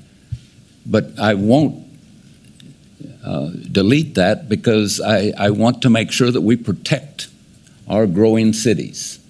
And that's why when I made the motion, I didn't include that because we have to have protections for those areas of influence that matter. But there are areas of influence that probably don't matter. And we can work those. We have to have regulations in place and we can work the areas of influence. Thank you. Appreciate the clarity. Kirk, what is the process of changing an urban area of influence so we're all clear if we wanted to make an adjustment? Yeah, I would turn to MAPD just for specific steps, but the urban growth area map, which has been referred to here, is part of the Wichita-Sedgwick County comprehensive plan, and that is changed periodically. Scott, do you have more details on that specifically? So the process for updating the urban growth areas, what we typically do is we look to get a request from a community. It could be initiated a different way, which would be by the Planning Commission or by the Board of County Commissioners, but typically we see requests come in from communities. What we do is we typically we broaden it because if we're going to do one, we might as well open it up for a number of them. So we'll go to Sedgwick County Association of Cities, let them know about the opportunity. We'll ask the communities that want to make changes to submit their comprehensive plan and also any evidence that they have in terms of their growth patterns, infrastructure needs, those kind of things. Then what we'll do is we've done an analysis typically on population growth forecasts and see if what they're projecting is in line with what other people have concluded. And then we'll make a recommendation ultimately to the Advanced Plans Committee of the Planning Commission. Okay. They'll deliberate, they'll make a recommendation to the full MAPC, and then we'll proceed through the process from there. Okay. Okay, other questions and comments? Just quickly. Commissioner Meitzner. I am supportive of the proposed motion, and I am supportive of including what the chairman has said to add a fourth component regarding the waivers. And so a point of clarification, I think what is currently in front of the board has been a motion by Commissioner Dennis. He has not modified it at this time, so I think the question would be if there is a second for Commissioner Dennis's motion. Okay. We'll hang on that. There's a motion outstanding. I want to make sure we get all comment. We're a year and a half into this thing, so I want to make sure everybody's heard on this deal. Any other questions or comments before we entertain a substitute or an addition?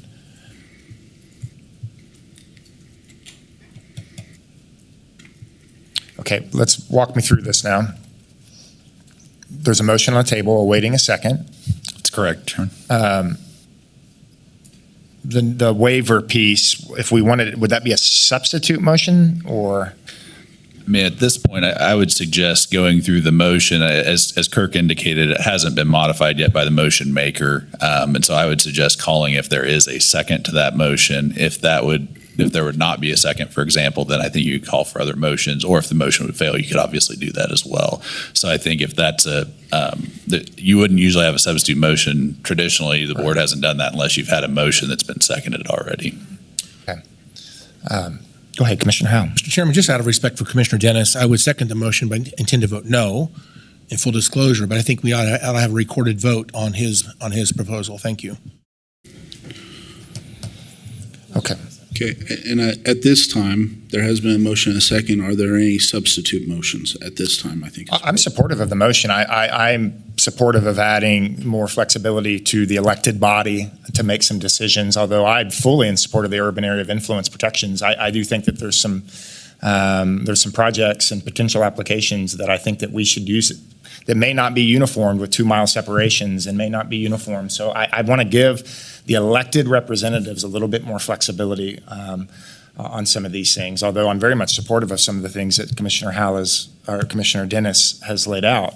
I just want to, I want to make sure I'm getting this right. Does that need to be through, if you would modify, if there's support to modify the motion, because I'm doing math in my head, or if that needs to be a substitute motion to include what he has with language that would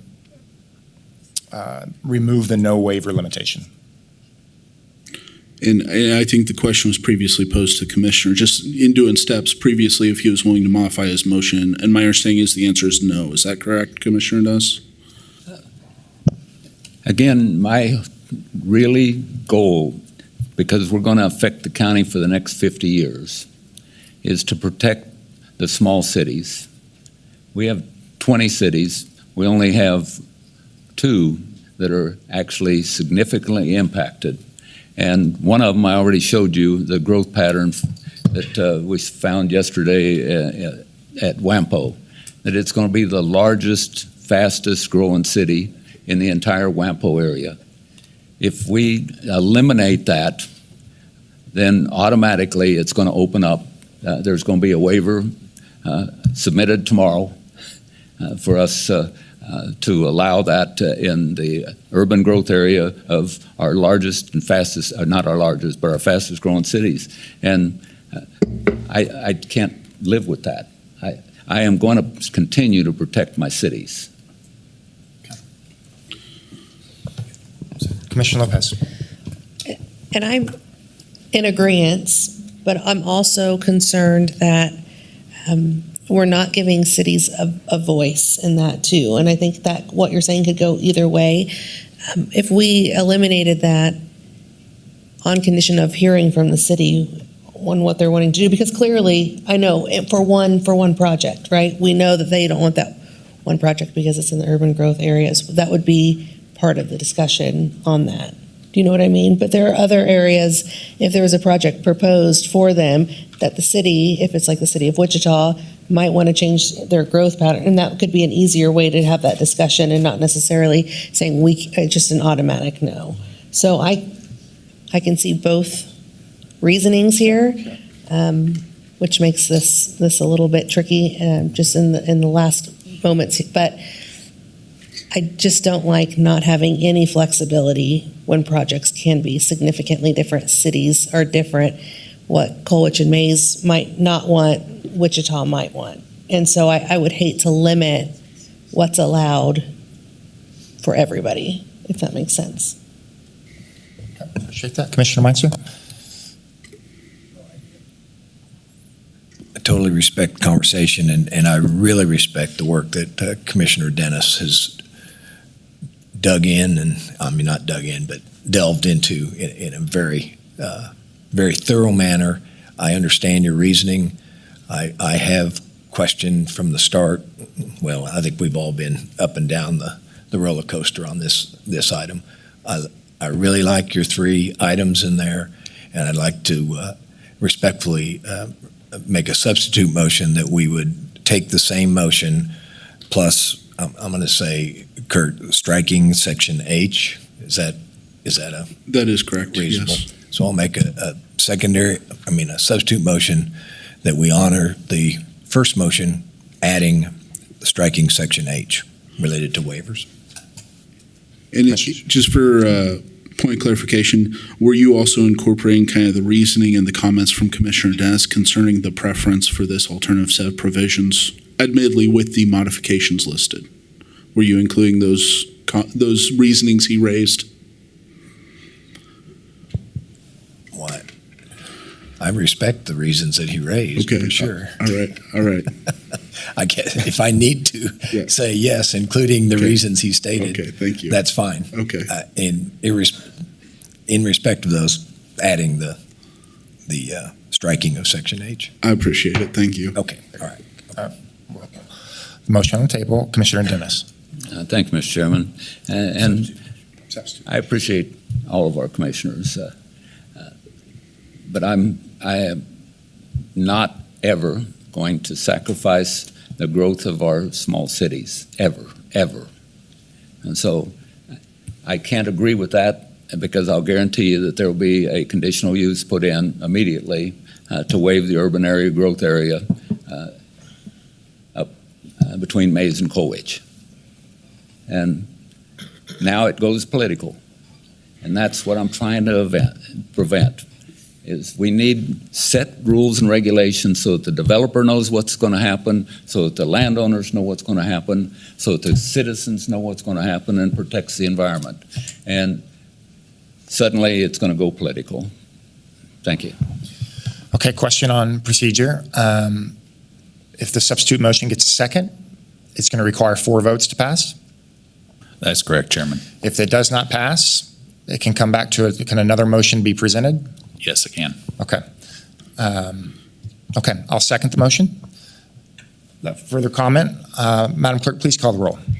Commissioner Meitzner? Aye. Commissioner Dennis? No. Commissioner Howell? No. Commissioner Lopez? Aye. Chairman Beatty? Aye.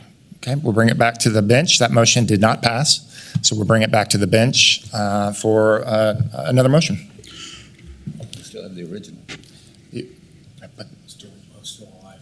The original motion. The original motion's still alive. So substitute motion fails, original motion lives on, right? That's correct. That would be the standard procedure unless the commissioner or second would decide to withdraw that. But absent that, you would usually My have a hunch vote is on you're that. not going to withdraw that motion, right?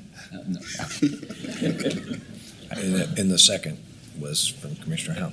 And Chairman, just to clarify, you'd asked this before, but you can take future motions in addition to this. You're not bound to just these two motions.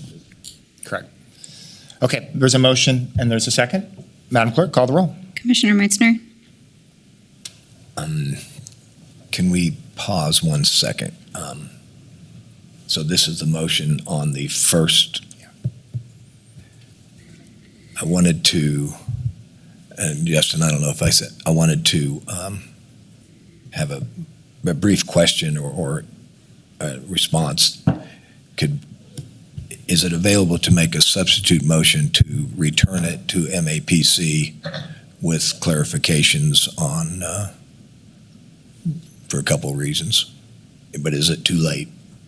I think as long as I kind of defer to some to the chairman on that. He called the vote, but I think if he'd be willing to retract the call of the vote, then I think you could. I'm happy to retract the call to vote. I want to make sure every commissioner is very comfortable with what we're doing and moving this thing forward. So I'll retract the call to vote so we can open up discussion. Commissioner Dennis. Well, thank you. I think that is appropriate following the motion that I made. If it fails, I think it's appropriate to send it back. But I don't know if mine will pass or not right now.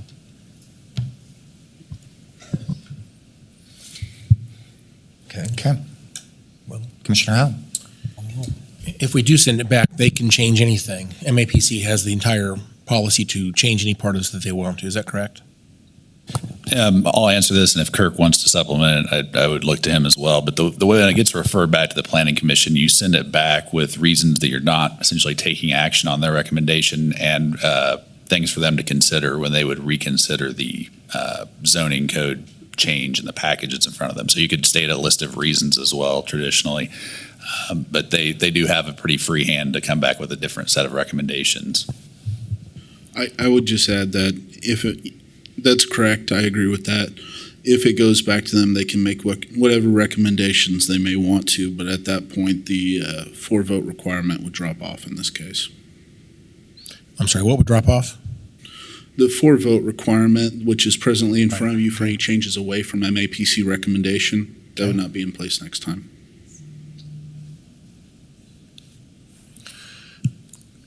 Again, I don't know if I need to articulate my concerns, but if I was to articulate my concerns and the MAPC was to address many of these concerns, I might be able to be convinced to support this. But right now, just this one change, if we're sending this back simply for the one change that's been articulated so far, to me, this is just, in my opinion, it's almost just stalling the action. It's getting it to be reduced by 1 vote so we can get this passed. To me, that's not a reason to send it back. If we're going to send it back to get substantially reworked to address other concerns, I think that's a reason to send it back. So I guess I'm not sure what to do here. Thank you. Okay. Commissioner Lopez.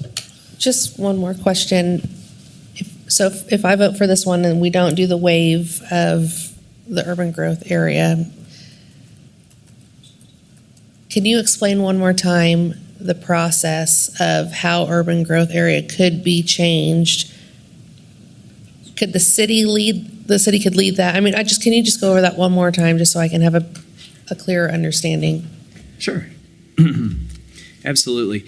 So there are multiple ways that can be changed.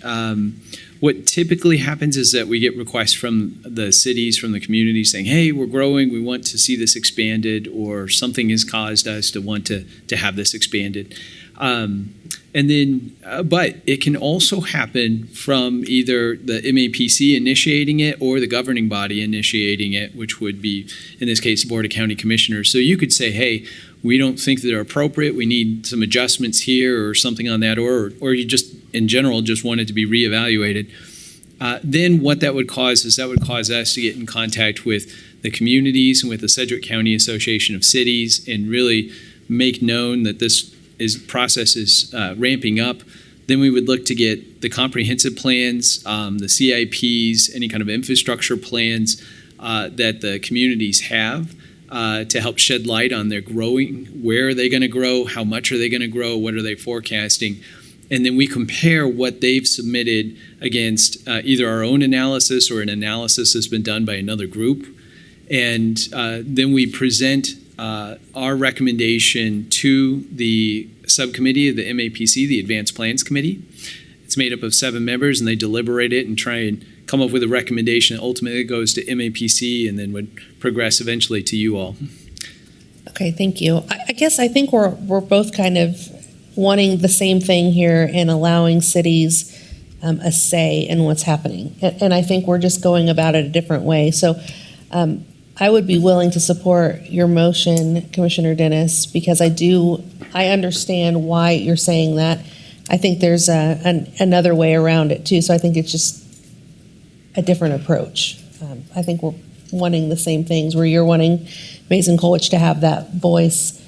I would like Wichita to have that voice too, but it's just going to be a different mechanism to go around to getting that done. So that's probably where I'm at. Thank you. But can I clarify something? Please, of course. Remember the urban growth areas, and correct me if I'm wrong, Kirk, the urban growth areas are all in the unincorporated areas of Sedgwick County. There is nothing inside of a city limits that's in our urban growth area. Yes, that's correct. So, and remember, I've got a lot of experience on this because I went through it with the MAPC. I've been through it on the commission, and we've adjusted these before. But it's the Sedgwick County. We set the urban area, not the cities. We set it. Correct. So if we decide that there's something that shouldn't be in an urban area, we change it. It's simple as that. We've done it before. I know on 2 occasions that it has changed, and it was the county that initiated that. because this is the unincorporated areas. Cities don't control the unincorporated areas. We try and protect them. That's our job, is to protect those cities by establishing an urban growth area. But if there's an area that doesn't belong, rather than trying to change this regulation, we change the urban growth area. Does that make sense? Well, and I think we're, like I said, saying the same thing, just going about it in a different way, because I agree with what you're saying. I just think I want to make sure cities have a say in it. So when we adjust the urban growth area for Wichita, or if we would adjust it for Hayesville or anyone, I want to make sure that they are at the table in those conversations. So that's, I think, we're saying the same thing, just going about it differently. So that's it. Thank you. Okay. Thank you, Kurt, Scott, for that. There's a motion. Is there a second to the motion? There was. For Jim. There was. The original motion. Motion, and there is a second. Chairman, I guess I did want to clarify, and I believe, had there been a substitute motion from Commissioner Meitzner to refer it back to the MAPC? No. Okay. No motion. My apologies. Yeah, no, that's what I was trying to, in my head. There is a motion. There's a second. Madam Clerk, call the roll. Commissioner Meitzner. Aye. Commissioner Dennis. Aye. Commissioner Howell. No. Commissioner Lopez. Aye. Chairman Beatty. Aye. Motion moves. Okay, we're going to take a 10-minute break. Thank you.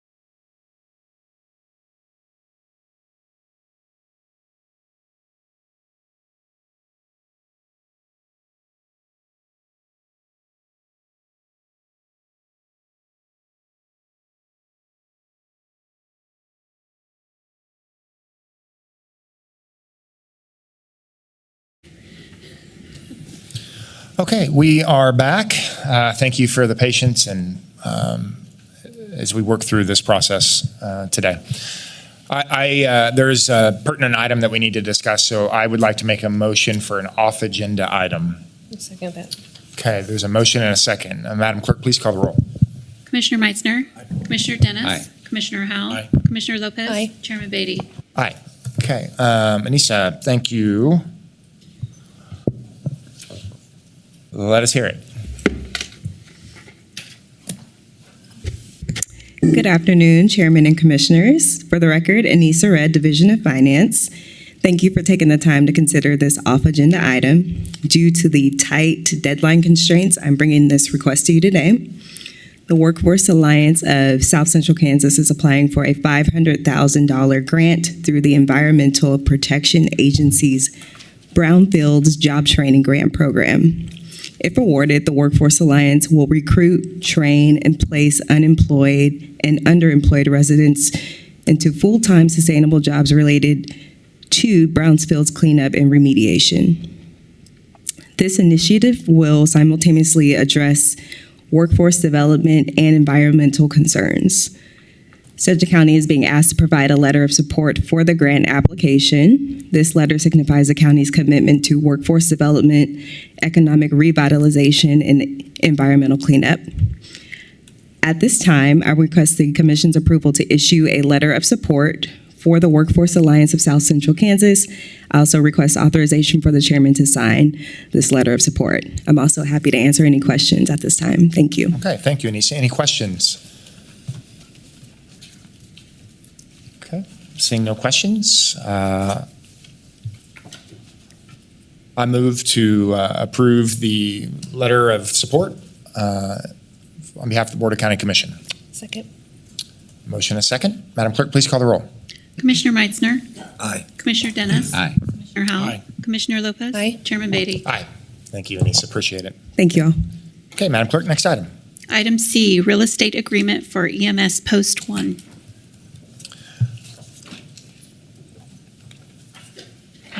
Good afternoon, Andrew.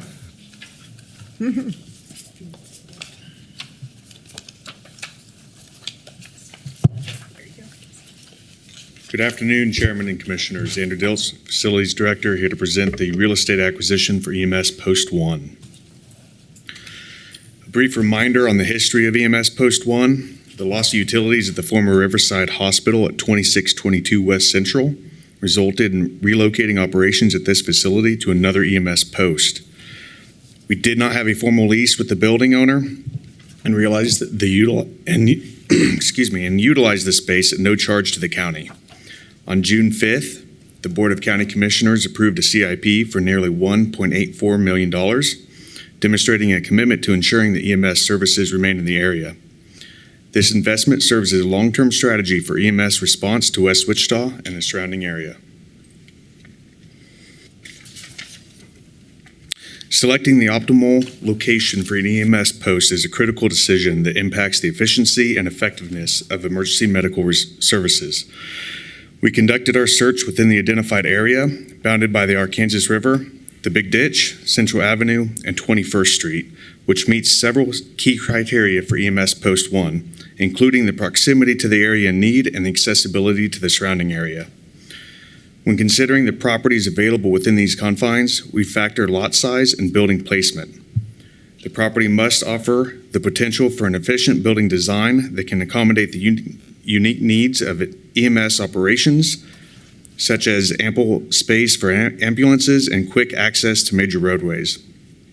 Preference is also given to a site centrally located within the confines to provide better coverage of the area, which is not always achievable. We do consider existing facilities. However, the unique design of an EMS post, it greatly limits the available options. Remodeling buildings does not always allow us to utilize our most efficient design, which contributes to lower reaction times for EMS staff to respond to your call for help. Fortunately, we located a property that meets the mentioned criteria. Just off of 13th Street and east of Sheridan Avenue, the property is centralized within our confines. Shown in red on the right, the lot is approximately 37,000 square feet. allowing us enough space to construct our proven EMS design and provide ample room for ambulances to navigate into the building. To purchase the parcel, we have negotiated a refundable $5,000 in earnest money and a purchase price of $165,000. One caveat to this property is the limitation of having one drive approach. As shown on the aerial image to the right, on the far northeast corner, a drive approach connecting the adjacent parking lot exists. This approach has an easement that will transfer with the property if purchased. This easement creates a conflict for emergency vehicles to exit the EMS post in an emergency. We do not want the ambulance to navigate around traffic that may be sitting in the approach, not knowing if they should pull onto 13th Street or remain sitting in the drive approach. This alone could create a traffic accident if the vehicle discharged onto 13th Street prematurely. The solution is to construct a drive approach on the west side of the property that is dedicated for emergency vehicle egress. To achieve this, the county would apply for a vacation that allows a second drive approach. This process typically takes 90 days before receiving final approval from the City Council and would be conducted within the 120-day due diligence period. Due to the nature of these parameters, we have made the purchase agreement contingent on receiving approval. If not approved, the county has the option to purchase the property. The county has the option not to purchase the property and receive a refund on the earnest money. Here is a conceptual drawing of how the EMS post could potentially lay out on this property. In this concept, the existing approach would be ingress and egress to the parking lot, as well as ingress for the ambulances. The ambulances would then drive through around to the back of the post, and they would utilize the new drive approach on the west or the left side of the drawing there to exit onto 13th Street. We would design this similar to our last EMS post, which was EMS Post 15 on North Webb Road. Here's a couple renderings of that post. Here's an actual image of that post when it was being constructed a few years ago. I will stand for any questions, and I recommend the chairman sign the purchase agreement. Okay. Thank you, Andrew. Appreciate the briefing. We've all been briefed on this and had several discussions on the need for this EMS post. Any questions or comments? Commissioner Howell. I don't have any questions or comments, but I'd like to make a motion at the appropriate time. Okay. Any other questions or comments? Seeing none, Commissioner Howell. Well, just thank you, Chairman. I do think this is needed. If you've ever been over to Post 1 over there on Central, it's the worst post ever, and I'm glad it's going away or has already gone away. I guess we should have got rid of that about 20 years ago, and this is definitely needed. So I think that we need to invest a little bit in getting our posts, to have a professional appearance, and that one was beyond hope. So I also am very proud of that Post 15 because initially there was an effort to spend quite a bit more money for what I call brick and mortar design, and I think conservative discussion moved it to more of the design that you just saw. It is a two-bay EMS post, but I believe there's heated floors. It does a good job of what it needs to do. And so in terms of taxpayer money, this is a very conservative solution. I like that very much. With that, Mr. Chairman, I make a motion we would approve the agreement as presented by Andrew Diltz and authorize the chairman to sign. Second. Okay. We have a motion and a second. Madam Clerk, please call the roll. Commissioner Meitzner. Aye. Commissioner Dennis. Aye. Commissioner Howell. Aye. Commissioner Lopez. Aye. Chairman Beatty. Aye. Thank you, Andrew. Next item, please. Item D, presentation of the quarterly financial report. Hello, Lindsay Porizo. Hello, commissioners. And here you thought you were going to get Brent. So now you know you're in for an extra long vacation, right? No, I'm totally kidding. Lindsay Porizo, your CFO, for the record. I will tell you tomorrow you're going to get your July monthly report. So I really am not planning to spend a ton of time going through the details here. I will gloss over each slide. And then if you have questions at the end, I am happy to go into any details about anything you need. Yes, I know Commissioner Meitzner has a laundry list of questions for me. I can't wait to see what they are. So before we get into the presentation, we do have our budget director here, Lorian Showalter-Airy. She has sat through the fun with solar and everything else. I also want to thank Anissa Red for sticking it out with me here too. But Lorian's team and our accounting director, Hope Hernandez, and her team spend a lot of time putting together this report for you. It's a lovely document with all kinds of information. I know you all read it cover to cover each time we get it to you. It will be posted online after that. Yes, thank you for bringing it with you. Good job, Commissioner Dennis. So it will be posted online at the conclusion of this meeting, so the public can also have the pleasure of reading through the full document if they so choose. So my thanks to them for putting this together each quarter. So what you are seeing here, and I'm going to emphasize the very first word, anticipated. This is what your financial forecast looks like for 2024. It is included, it is identical to what you have seen in your county manager's recommended budget for 2025. But again, we're focused on 2024 right now. So what you can see is in the group of our 5 county property tax supported funds. So that includes general fund, WSU, bond and interest, highways, and aging. We are expecting an $8.3 million cumulative surplus in those funds, a large part of which is the $14 million that we anticipate to receive in investment income this year, which is staggering. Plus, you all have already authorized the $7 million of ARPA revenue replacement that we've already completed this year, so that's also included. So while this is a wonderful number, a lot of it is one-time revenue that we anticipate coming in. You'll see that in our non-property tax supported funds, you'll see we forecast, on the other hand, a significant deficit. A large part of that is because we have ARPA funding. We received $100 million between 2021 and 2022, and we are expected to spend that through 2026. So we will anticipate continuing to see significant declines in these funds as a large part just because of the sheer volume of money. And we'll get into some of those details. The Fire District General Fund is forecasted to have a $2 million deficit. That is because we are intentionally moving out that we are using their budget authority to move funds into their special equipment fund so that as large purchases come available, we can make those purchases without necessarily having to bond it or lease fund any of that. In your enterprise and internal service funds, that includes your MABCD now, ARENA, health insurance fund, and those kinds of things. The reason you see a forecasted deficit of about $1.2 million there is because of all the fleet acquisitions that we're doing, the timing of those purchases. So nothing new to you, but that's how it looks at the end of the day. So what you can see is that while overall we expect to have a significant drawdown of about $16.9 million across all funds by the end of the year on a budgetary basis, we still are projected to have a $200 million ending balance. So certainly our financial position is strong. So that's the only slide I'm going to spend a lot of time on. Now we're going to start moving quick. So the county property tax supported funds, again, those are the 5 we've talked about.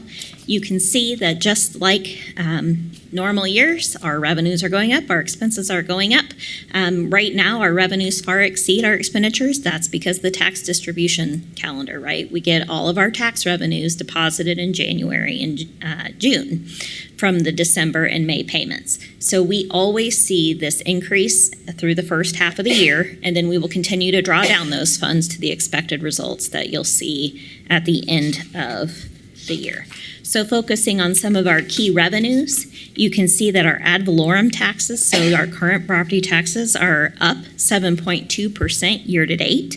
Your assessed value for 2024 was actually up 9%, but you'll recall that this commission took action to reduce your mill levy rate by nearly 0.4 of a mill last year, and so that has resulted in still much higher property tax collections, but not as high as what your assessed value growth would be. Unfortunately, sales and use tax collections are slightly down. That's consistent when we look at all the collections across Sedgwick County. They were actually down 2% through June, so this is not a terrible number. For the first time in a while, motor vehicle taxes are up a bit, investment income is up significantly, and all other revenues continue to be up. That also includes your transfers, that transfer in of ARPA revenue. On the expenditure side is, again, nothing surprising here. Salary and wages, overtime, and benefits are all up. However, it's not as bad as it appears here. Note that we had one extra pay period through June of 2024. Yes, timing, sir, I know. One extra pay period through June of 2024 versus June of 2023. Really, when we have a payroll on our property tax funds, that's about 6.6 million total between all of the different areas. So when you're looking at a $10.33 million increase, recognize that a significant portion of that is because of that extra payroll period. Looking at other expenditures, again, still staying within our county property tax supported funds, our grant awards are up. Those are always up. That's where we pay WSU funds from in our county property tax supported funds. And so long as assessed value goes up, those grant award amounts are going to go up.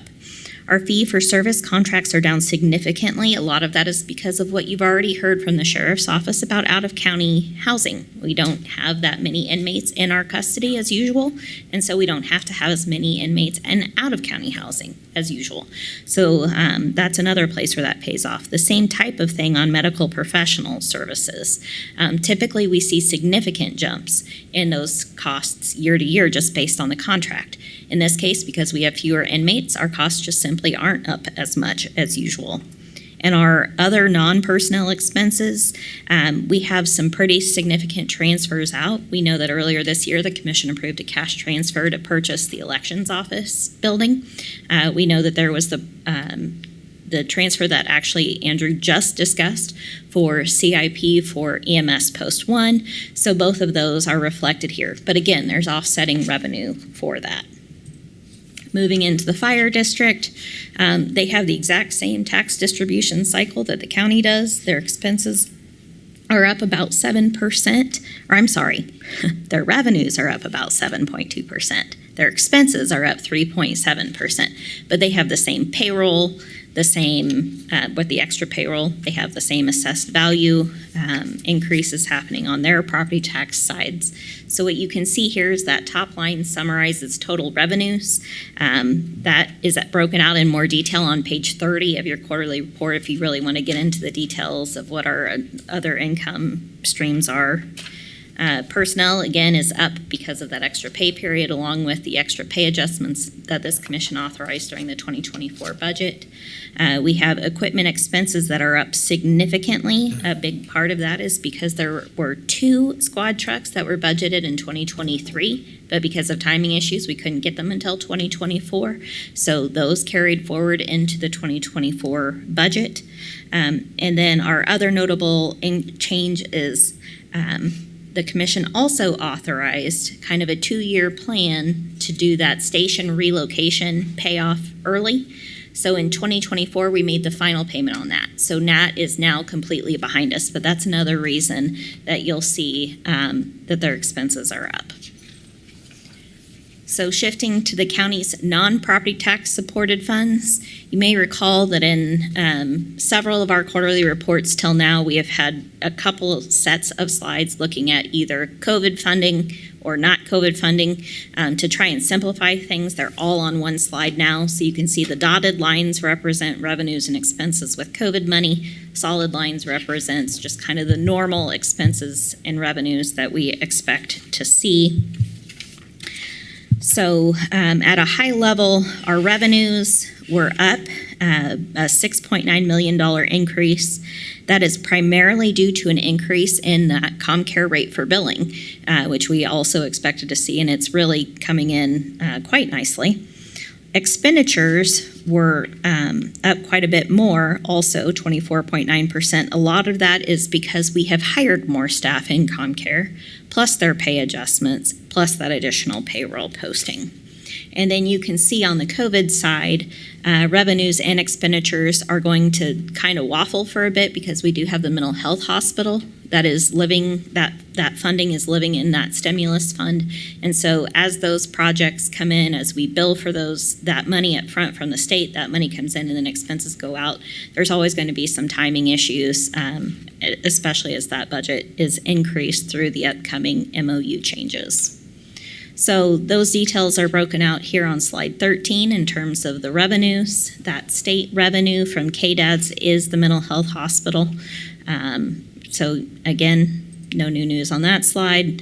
Salaries and wages, exactly the same story as on the other slides that we've talked about. Switching away from budgetary basis and looking at the GAAP basis, so generally accepted accounting principles. Here's what our general fund looks like. At the end of the second quarter, you can see our balance was about $179 million in the general fund. Again, a large part of that is because of the timing of tax distribution payments. Also, your ARPA revenue transfer in. Our unrestricted balance, again, this is somewhat misleading at this time of year because we have so much cash that we know we'll be spending down for the rest of the year. But at this point, we're at 59% of our unrestricted balance as a percent of our budgeted expenditures. Again, county policies requires you to stay above 20%.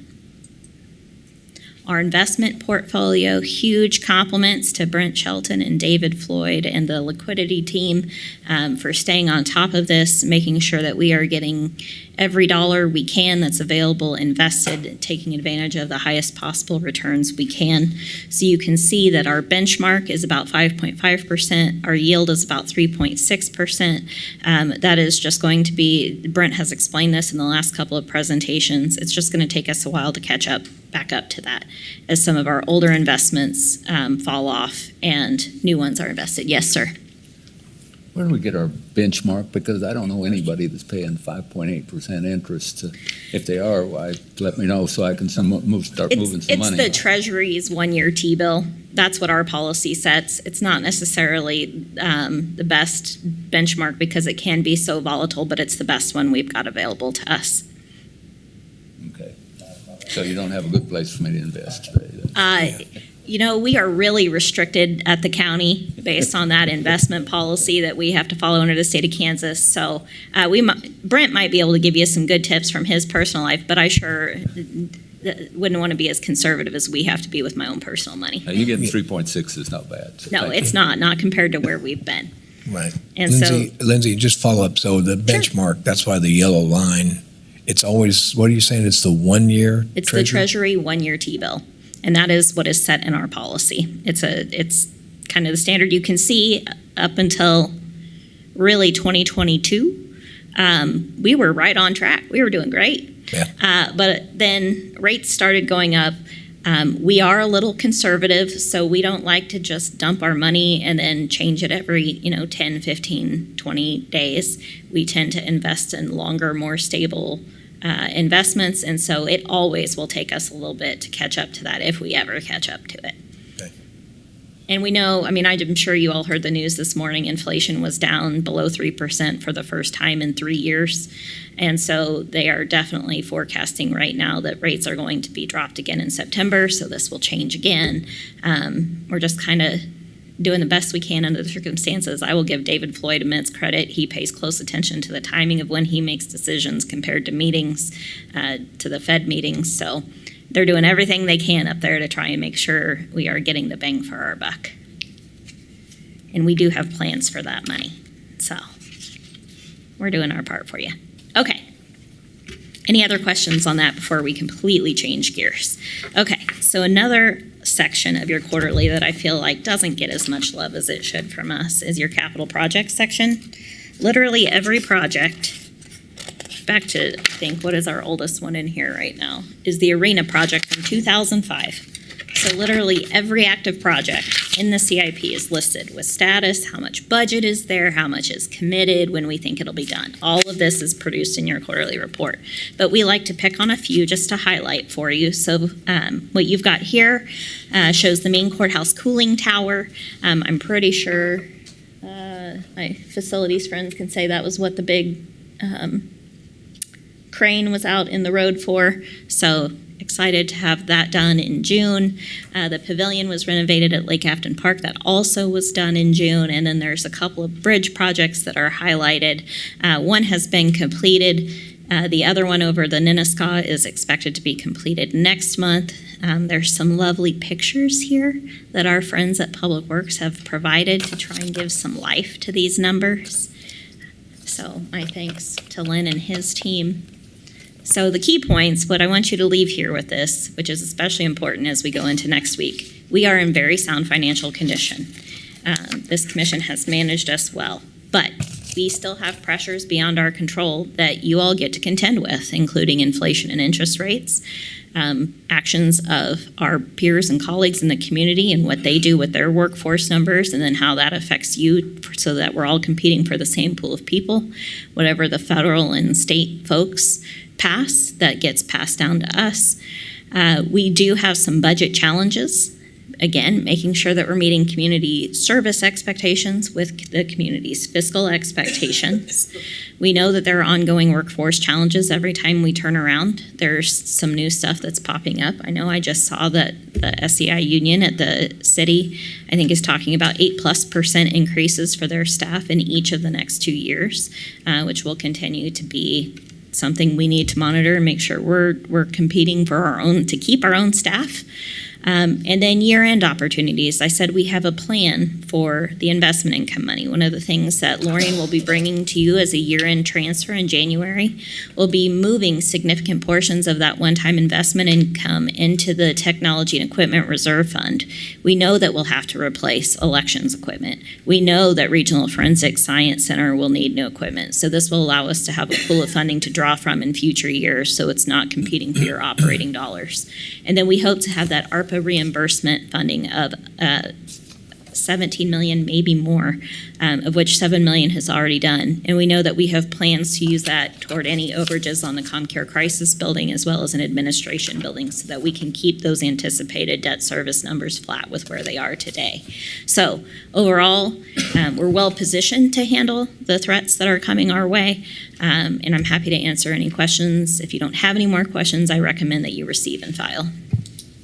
Okay, very good. Thank you, Lindsay. I appreciate it. Any questions or comments on this quarterly financial? Okay, seeing none, I will make a motion to receive and file. Second. A motion and a second. Madam Clerk, call the roll. Commissioner Meitzner. Aye. Commissioner Dennis. Aye. Commissioner Howell. Aye. Commissioner Lopez. Aye. Chairman Beatty. Aye. Thank you, Lindsay. Quick note, those that are viewing us on KPTS, the time is now 1 o'clock. That's when our time ends on KPTS. You can pick us back up on social media via YouTube or Facebook, where we're posting live there as well. So just quick note for those viewing on KPTS. Okay, Madam Clerk, next item. Consent agenda. Manager Stoltz. Chairman and Commissioner Tom Stoltz, County Manager's Office, recommend approval of consent items E through N today. Okay, Commissioners, any questions on consent items E through N? Seeing none, I'll move to approve. Second. A motion and a second. Madam Clerk, please call the roll. Commissioner Meitzner. Aye. Commissioner Dennis. Aye. Commissioner Howell. Aye. Commissioner Lopez. Aye. Chairman Beatty. Aye. Next item, please. Budget discussion. Okay, budget discussion. We had a pretty robust budget discussion yesterday as planned with a lot of items on. We had a fire district budget discussion that was planned as well. I don't know if there's anything else planned for budget discussion today, but we do adopt the budget next week on the 21st. So we are moving towards a completion. There's a lot of discussions happening, a lot of meetings happening. So I think we're moving in the right direction. Okay, nothing under budget discussion. Next item. Committee reports. Anything under committee reports we'd like to share? Okay, seeing none. Next item. Other. Anything under other? None there as well. What's next, Madam Clerk? Executive session. And we have an executive session. Commissioner Lopez. I move that the Board of County Commissioners recess into executive session for 10 minutes until 1:12 for preliminary discussions relating to the acquisition of real property for the purpose of discussing the potential purchase of land and buildings for the use of county departments, and that the Board of County Commissioners return to this room from executive session at 1:12. Okay, I'll second the motion. Madam Clerk, call the roll. Commissioner Meitzner. Commissioner Dennis. Aye. Commissioner Howell. Aye. Commissioner Lopez. Aye. Chairman Beatty. All right, it's a quick turn. 1:12 is when we're back, so we'll go right across the hall. Thank you.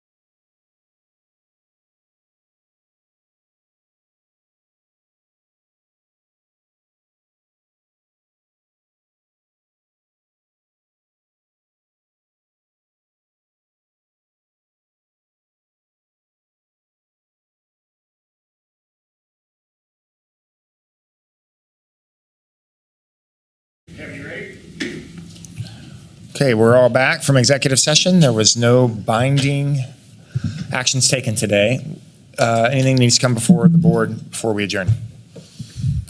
Okay, seeing nothing, we're officially adjourned. Thank you.